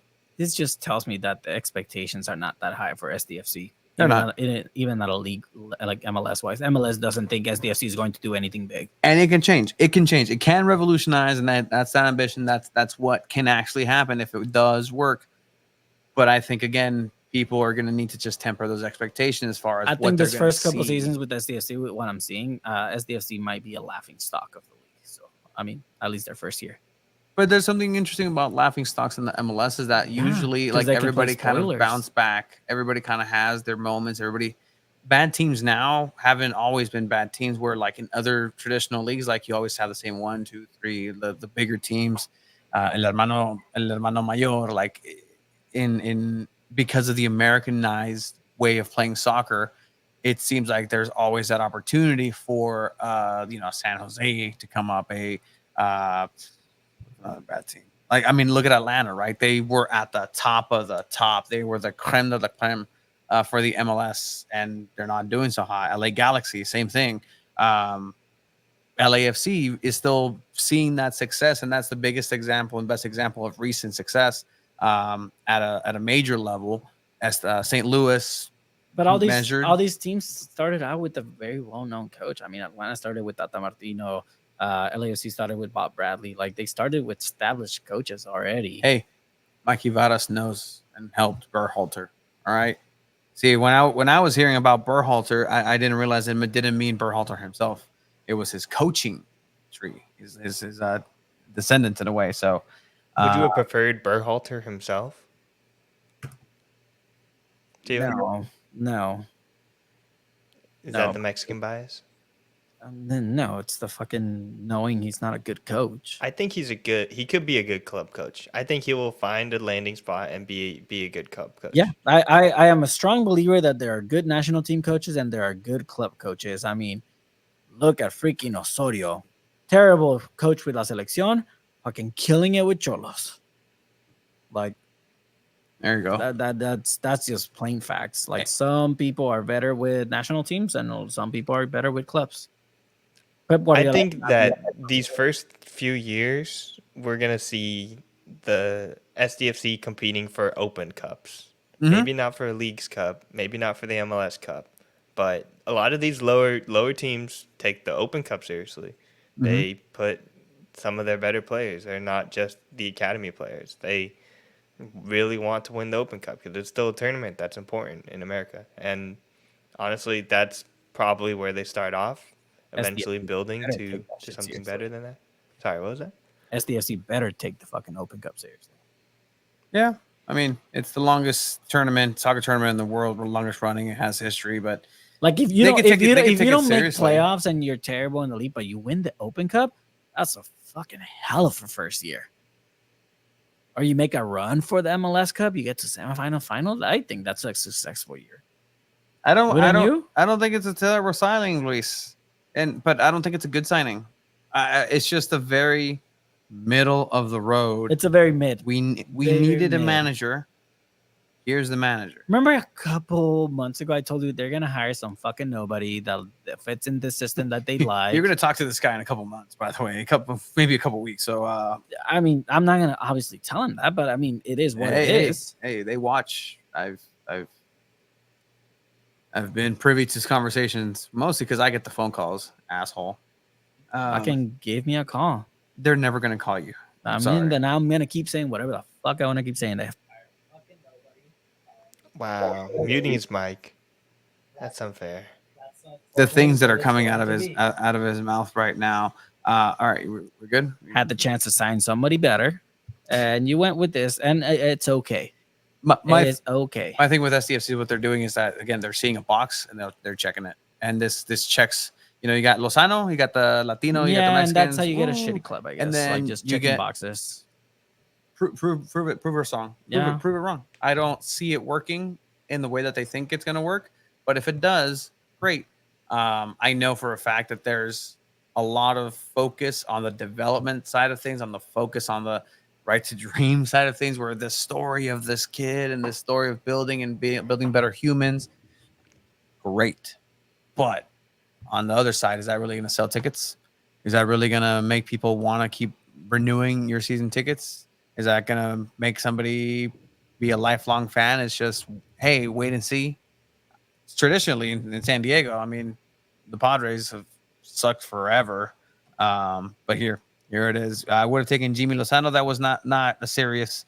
No, it wasn't going to happen. There was consideration because the circumstances were different. Jimmy Lozano was no longer the coach for Mexico, so therefore he had some time available. So that's as far as that kind of went. LA would treat this with respect. Treat what with respect? I think some people are going back and forth on with each other. the Okay, coaches. cool. Yeah. Just keep an eye on that. But yeah, in general, I think there's a lot of opinions that can be had. There's a lot of just forecasting of this is what this is going to look like. But until training start happening, until games start happening, we are not going to know what this experiment is going to look like. But then as we go, it's just that assessment of like, okay, I see where you're going with this. But by that time, I think it's a little bit too late to be saying, well, you know, at least for this first season, like go. And if it works, it works. And if it works, then good job representing the city of San Diego well. Who was first coach for LAFC? Bobby Bradley. Bob. Juan Carlos Osorio has been in the championship 5+ times with Nacional de Colombia. He knows how to win a league championship, and that's true. And again, this is a very experimental territory, a relatively young coach, young soccer ops side of things. Hey, it's a possibility now. Everything's a possibility now. But yeah, that's going to be coming down. More than likely, the announcement coming a couple of days before the actual press conference for the head coach for San Diego FC. I think people were more excited about the Alex Mighton signing than the news of who is going to eventually be the head coach. Again, in that thread of like from Tom Boger, it's just kind of like you get that idea in the sense of like just question marks happening. But again, ambitious project. We'll see. Hey, Edwin, there you go, bud. Look at that. LA stands for Las Águilas. Oh, I agree. All right. Whoa. Las Águilas. But all right, that was Las Águilas de la mierda. The new news right now for SDFC. There will be developments. They held a house party show at their offices. Anybody who the Mexican national team isn't in charge, Aguirre Marquez put their foot down.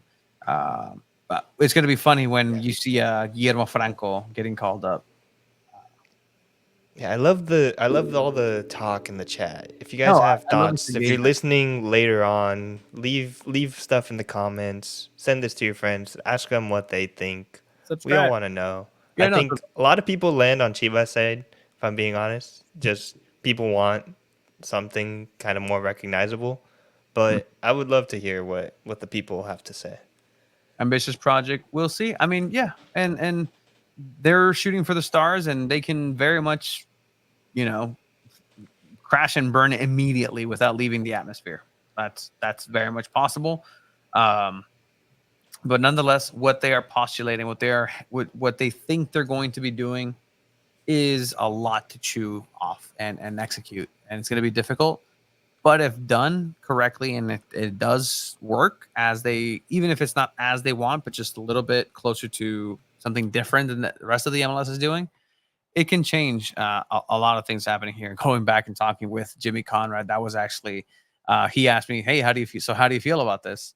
And I'm like, "Well, it's somebody who's going to take charge, and the right to dream philosophy and play style is really going to be the one that's going to dictate the way the team itself plays. But if it works, it's going to really be a focal point that other MLS teams are going to be like, oh, yes." And he was like, "Yeah, no, spot on. Like that's how we feel." So seal of approval from our friend and pal, Jimmy Conrad. Is there anything else SDFC? Yeah, I mean, it's supposedly it fits San Diego. It does fit San Diego for sure. And you mentioned Jay Stingler for the Padres. Like that's sure, maybe. I think Jace Tingler gets too much hate, if we're being honest. Was it his fault? No, I blame Andy Green. Me too. Yeah. No. Fuck that Andy Green guy. I mean, Pat Murphy's the best man. He's going to win Manager of the Year. We could have kept punching Pat Murphy. Look at that. Nope. San Diego doesn't deserve any good things. But all right. I think that's what we got for SDFC today. So we presented September 17th, right? September 17th is the 2 weeks presented time. 2 weeks from today. Actually, yeah, you're right. All right, cool. So with that, Abe, you're going to stay on. We're keeping you hostage. If you want to keep that conversation going in the chat, I love that. Engage, subscribe, YouTube, San Diego Football. If you're listening, I really appreciate it. Check us out everywhere on Instagram. Something, now that I have your attention, chat, and Abe, I think I told you this the other day, but San Diego Football is actually going to be expanding into this cinematic universe of sort, right? San Diego Football being the overall platform of what we do. This show that you're seeing here is called Two Balls and a Mic. There's been 240 episodes consecutively every week, but we are going to go ahead and be launching a new podcast, and hopefully next week, I think we're going to have both people, because it's not you or I or Abe who is going to be hosting this podcast. It's going to be a brand new concept that I think they looked around and made sure that this was an original idea, and it is. But coming down soon, and we're going to have them as guests to talk on their side of it. It's a really, really cool project. I can't wait for it to begin and for them to announce where it's going. But I guess we have the services of Cesar H. Football, Cesar Hernandez, ESPN writer, along with our friend and pal Drew Steck. We'll be starting a podcast. And breaking the news now? I thought we were going to tease this for next week. Come on, no. Tony. What was that? Breaking news. No, breaking the news now. Hit the button. Hit the button there. Oh, button. So that's just all we're going to leave right now, because what the actual concept is what will be spoken of with Cesar H. Football, hopefully, and Drew Steck coming on next week. Just know that is coming, and I'm incredibly excited for it. It's the first episode is done. It's in the can, and it's going to add a cool little layer to things. I'm not going to speak on what the actual thing is. That'll be for later, but it's going to be really, really fun. So hopefully everybody is there. Yes, breaking news music is there. But San Diego Football is expanding. I don't think we can say we're with him or he's with us officially, because I don't want to mess up his ESPN thing. They're gonna be like, wait, what? I thought you were gonna be with the SDFC bros. That'd be cool. They can always hit us up. It's open. DMs are open. Co-host to co-host like Ben Foster. Ben Foster's cool. 2 breadsticks and a churro. Is that me? Am I the churro? No, I No, think Drew's his Twitter's all breadsticks. it's a right now. it's a breadstick fanfic over there. And I guess Cesar es el churro. Y'all going to be I've seen linking- all his stuff and his journey to recreate Patton Oscar's breadsticks. Do you guys have as fond memories as he does about that? Because I do. About what? the Patton Oscars over on Plaza Bonita, and then it became Oscars, and then they disappeared entirely. And now there's a bar in Temecula, from what I've heard, that is actually from that family with the recipe of the Patton Oscars breadsticks, and they can't call it that, obviously, but they actually are the place where you can get those Patton Oscar breadsticks. Temecula is very Far. far. It's very far. But yeah, so that's gonna be fun. Coming up, new wrinkle, new show in the San Diego Punto Football cinematic universe, which also weirdly expands to what happened this last week, because this brings us to our final segment of the day, where we're going to kind of interweave goals, gaffes, and greats with the ISFA tournament that we were doing commentary for. Abe, we'll keep you on here for. So the ISFA World Cup essentially is a street soccer tournament that came together, 4 people per team. We talked with Henry a little bit from Chile Vista Pickup Soccer about that. It was an incredible event that happened. It was so much fun. It was incredible. It was so much fun. Some of the highlights that happened were mind-boggling. Like it's crazy. It was purely a community soccer, like people from the community coming out to try to represent their city and then possibly their nation in this first iteration of the Street World Cup. 32 teams. The World Cup is going to be held in Latvia this November. So the winning team of this tournament gets to represent San Diego in the LA tournament. The winner of that represents the US. So really cool. And Tony, TVX did a hell of a job producing this. Yeah, absolutely. As we're seeing some of the highlights provided by the TVX team, shout out Randall, shout out Ted, shout out everybody who made it out there. And really, like, look at this. Too Look at many this. golazos, too many gaffes, too many greats. Yeah, I see Abe just like putting That's that insane. sour face. But again, the rules for this is that you see that little no-no zone. Nobody can be in there either defensively or offensively. If you step foot in there, it's an automatic penalty for the other side. Right there, the coolest kit of the day, Troncos FC, one of the offshoots of Esco Football. Shout out Esco Football and everything that they do. But some really cool, high quality play. San Diego FC got involved with this, as you see there. Like, you can't touch it in there. You can't touch it in there, offensively or defensively. Nobody can touch it in there. I think the referee missed that one.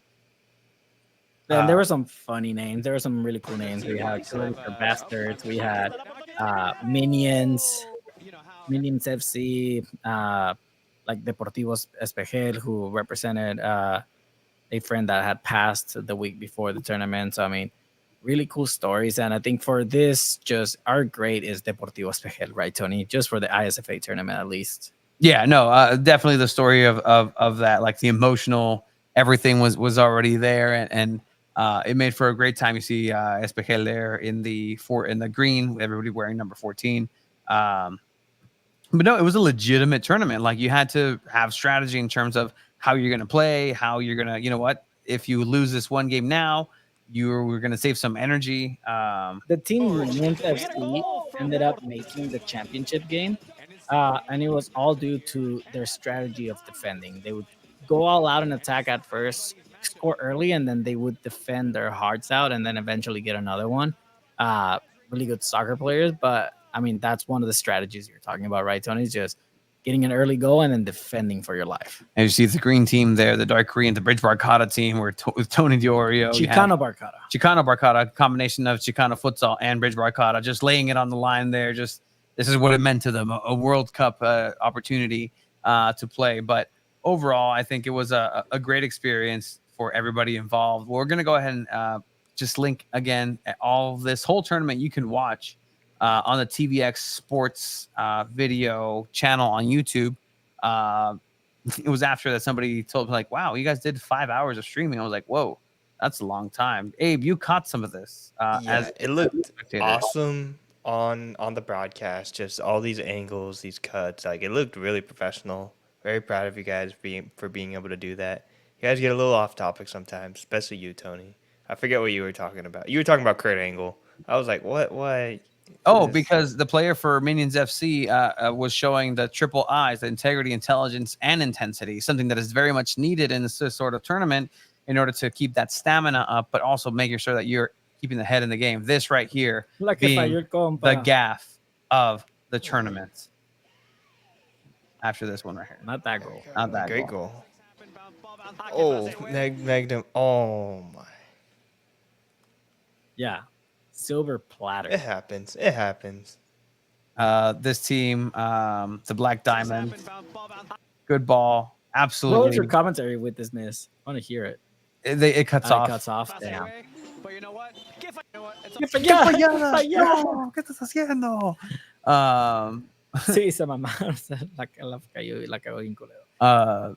I mean, we'll have this package available for people to watch and watch themselves. Because again, a cool aspect of this is like these are just pickup teams that just en vatos que juegan en el parque, vatos que juegan en just. But how often do you get to see yourself play?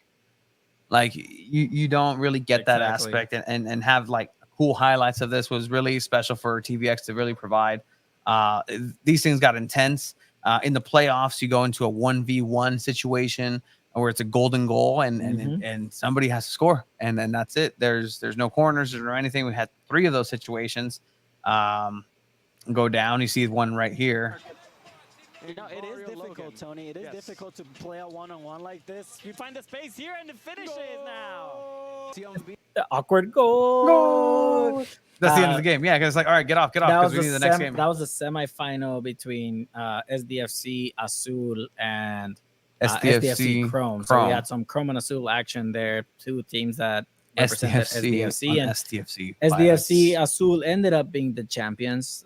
So they'll be representing San Diego in the LA tournament in order to hope to represent the US in the World Cup in Latvia.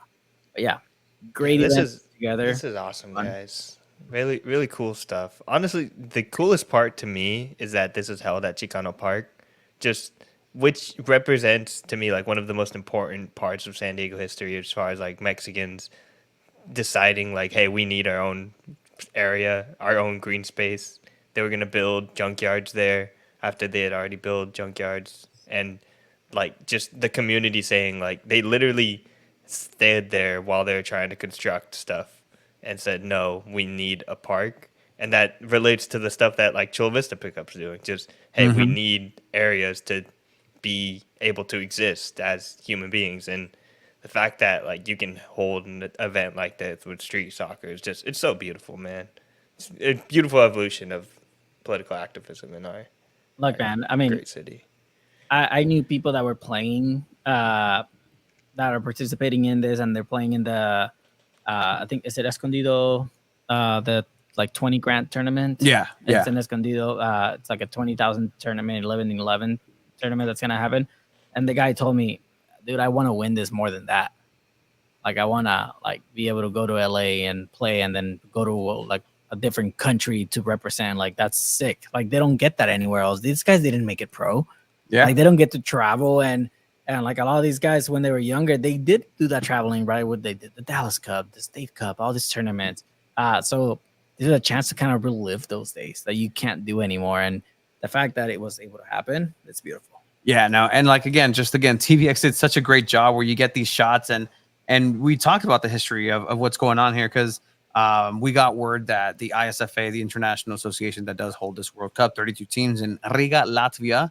It's going to be held at a hangar in Latvia, the most Tony Hawk's Pro Skater thing of all time. I saw pictures of Latvia. It looks beautiful over there. Yeah, no, 100%. Like, and so I actually pitched ourselves to them. Hey, if you guys need commentators, and they're like, So get your passport ready, Chiva. I got my passport ready. But like shots like this, again, you can see the partners there. You can see Fronteras Ultras, Chao Fronteras Ultras, SDFC, San Diego Wave. You also have New Vision Urban Impact, which is a nonprofit that sprouted and also had a big hand in this. Chicano Futsal, again, Liga del Barrio, with Marcos and just his help with putting together the SDFC Chrome and SDFC Azul teams. Cromong, SDSC on SDFC violence. But again, overall, it was one of the funnest things that we've ever done. I'll speak to about myself. Like, it's just really cool to have a space to do that, and it's ridiculous. Like, it's ridiculous in the best of ways, and it's such a professional team that they have working there, and it's an honor to even be considered. It all came together super last minute. They even gave us they gave us a camera for us. Like, I don't know what's, and then talking about, that's what part I love is like talking to people who are literally watching across the world about like these goals. Like Bridge Barcata, Paul, Chicano Futsal, everybody put this together, help put this together. Carl and everybody like built something on the ground of this park. It's so hard and difficult to put something over on there. And Paul Naku is pitching us for the Nationals in LA. I mean, let's go. I'm down for that. Let's make it happen. But just moments like this where it's highlighting just in general the great work of soccer in San Diego and the ecosystem that happens here. Just like that, this image right here is everything. So congratulations to everybody involved. Congratulations to the winners, which were Chrome Azul, who No, SDFC Azul. SDFC Azul, not Chrome, who were the eventual winners of this. It might have been a situation where Los Vatos son de Tijuana. But you know what? It's Chulajuana, perro, speaking to the diversity of the section. The final was exciting. Minions versus Azul, where there was a couple of crossbars right there, a couple of posts, one goal, that would have been it. A penalty that was missed by SD Azul. That would have been funny if you did that commentary. And then eventually, like, it was just too much. SD Azul, good dispossession from downtown, great goal. That was a game-winning goal. And that was it. That's all she wrote. The winners was SDFC Azul. They're going to be representing San Diego in the Nationals in Los Angeles coming up. They're going to be competing against teams from the East Coast, Boston, New York. There's going to be teams from the Pacific Northwest, all coming together. So congratulations to everybody who helped put this together. It really speaks to what is great here. Show the sombrerito goal on the highlights. Okay, I got to go somewhere else for that, but I know exactly what you're talking about. Yeah, I know. Yeah, no, that one was crazy. Instagram. Abe, you're going to see a golazo right now. You ready to see a golazo? Sure. I didn't like that. I'm ready to see a golazo. I'm always ready. Come on. You got to do it. Talk about soccer here. Talk about football. Playoffs. Okay, let me find them. ¿Cómo te llamas? Hun. Yep. So, how was your weekend? And if anybody else wants to watch it, it's available, like I said, on the TVX channel. Everything is over there. I actually met between the clean sheets. She's the one that is living in a van, just doing coverage for soccer in the US. Really, really cool. But it's gonna be right here. So Hunter had a great video right there. Let's see. ¿Sí se ve? Sí. Okay. The skills to pay the bills. We had cameras on one court for the most part, and so that goal specifically happened on the other court right there. This is the autopase, the skills, y de cabeza. The rarity of a header goal in futsal. Yeah. But just the rarity of the goal in itself, like it begs a full play. Hey, what is your professional take on this goal? That's so crazy. Like, that close to the goal, being able to stay out of the no area that's so hard. The angle in which he does that. I mean, that shot from everywhere, like, it's shout out to Hunter for this amazing compilation video. And again, the community really came out to represent. It was a great project and a great culmination to just what this sport means to soccer in San Diego. Just like seeing like Mhm. the old San Diego Loyal Charlie kit, Charlie pennies being used by Bridge Barcata now, and it's really cool. Really cool to see that. So shout out to everybody. We're gonna go ahead and take it from here into Kissly missing. Should we just kind of cut it there? You I guys mean, want to we- move into the we- other ones? We had the goals, gaps, and Okay. grades. I mean, it's up to you guys. I mean, like Thank you, Edwin. goal of the week was gonna be Cholos player. They made history. Cholos, if you didn't know, 15-year-old Gilberto Mora started and scored in his Liga MX like starting debut, I guess. So I mean, it's just history. Is the youngest player to score in the Liga MX.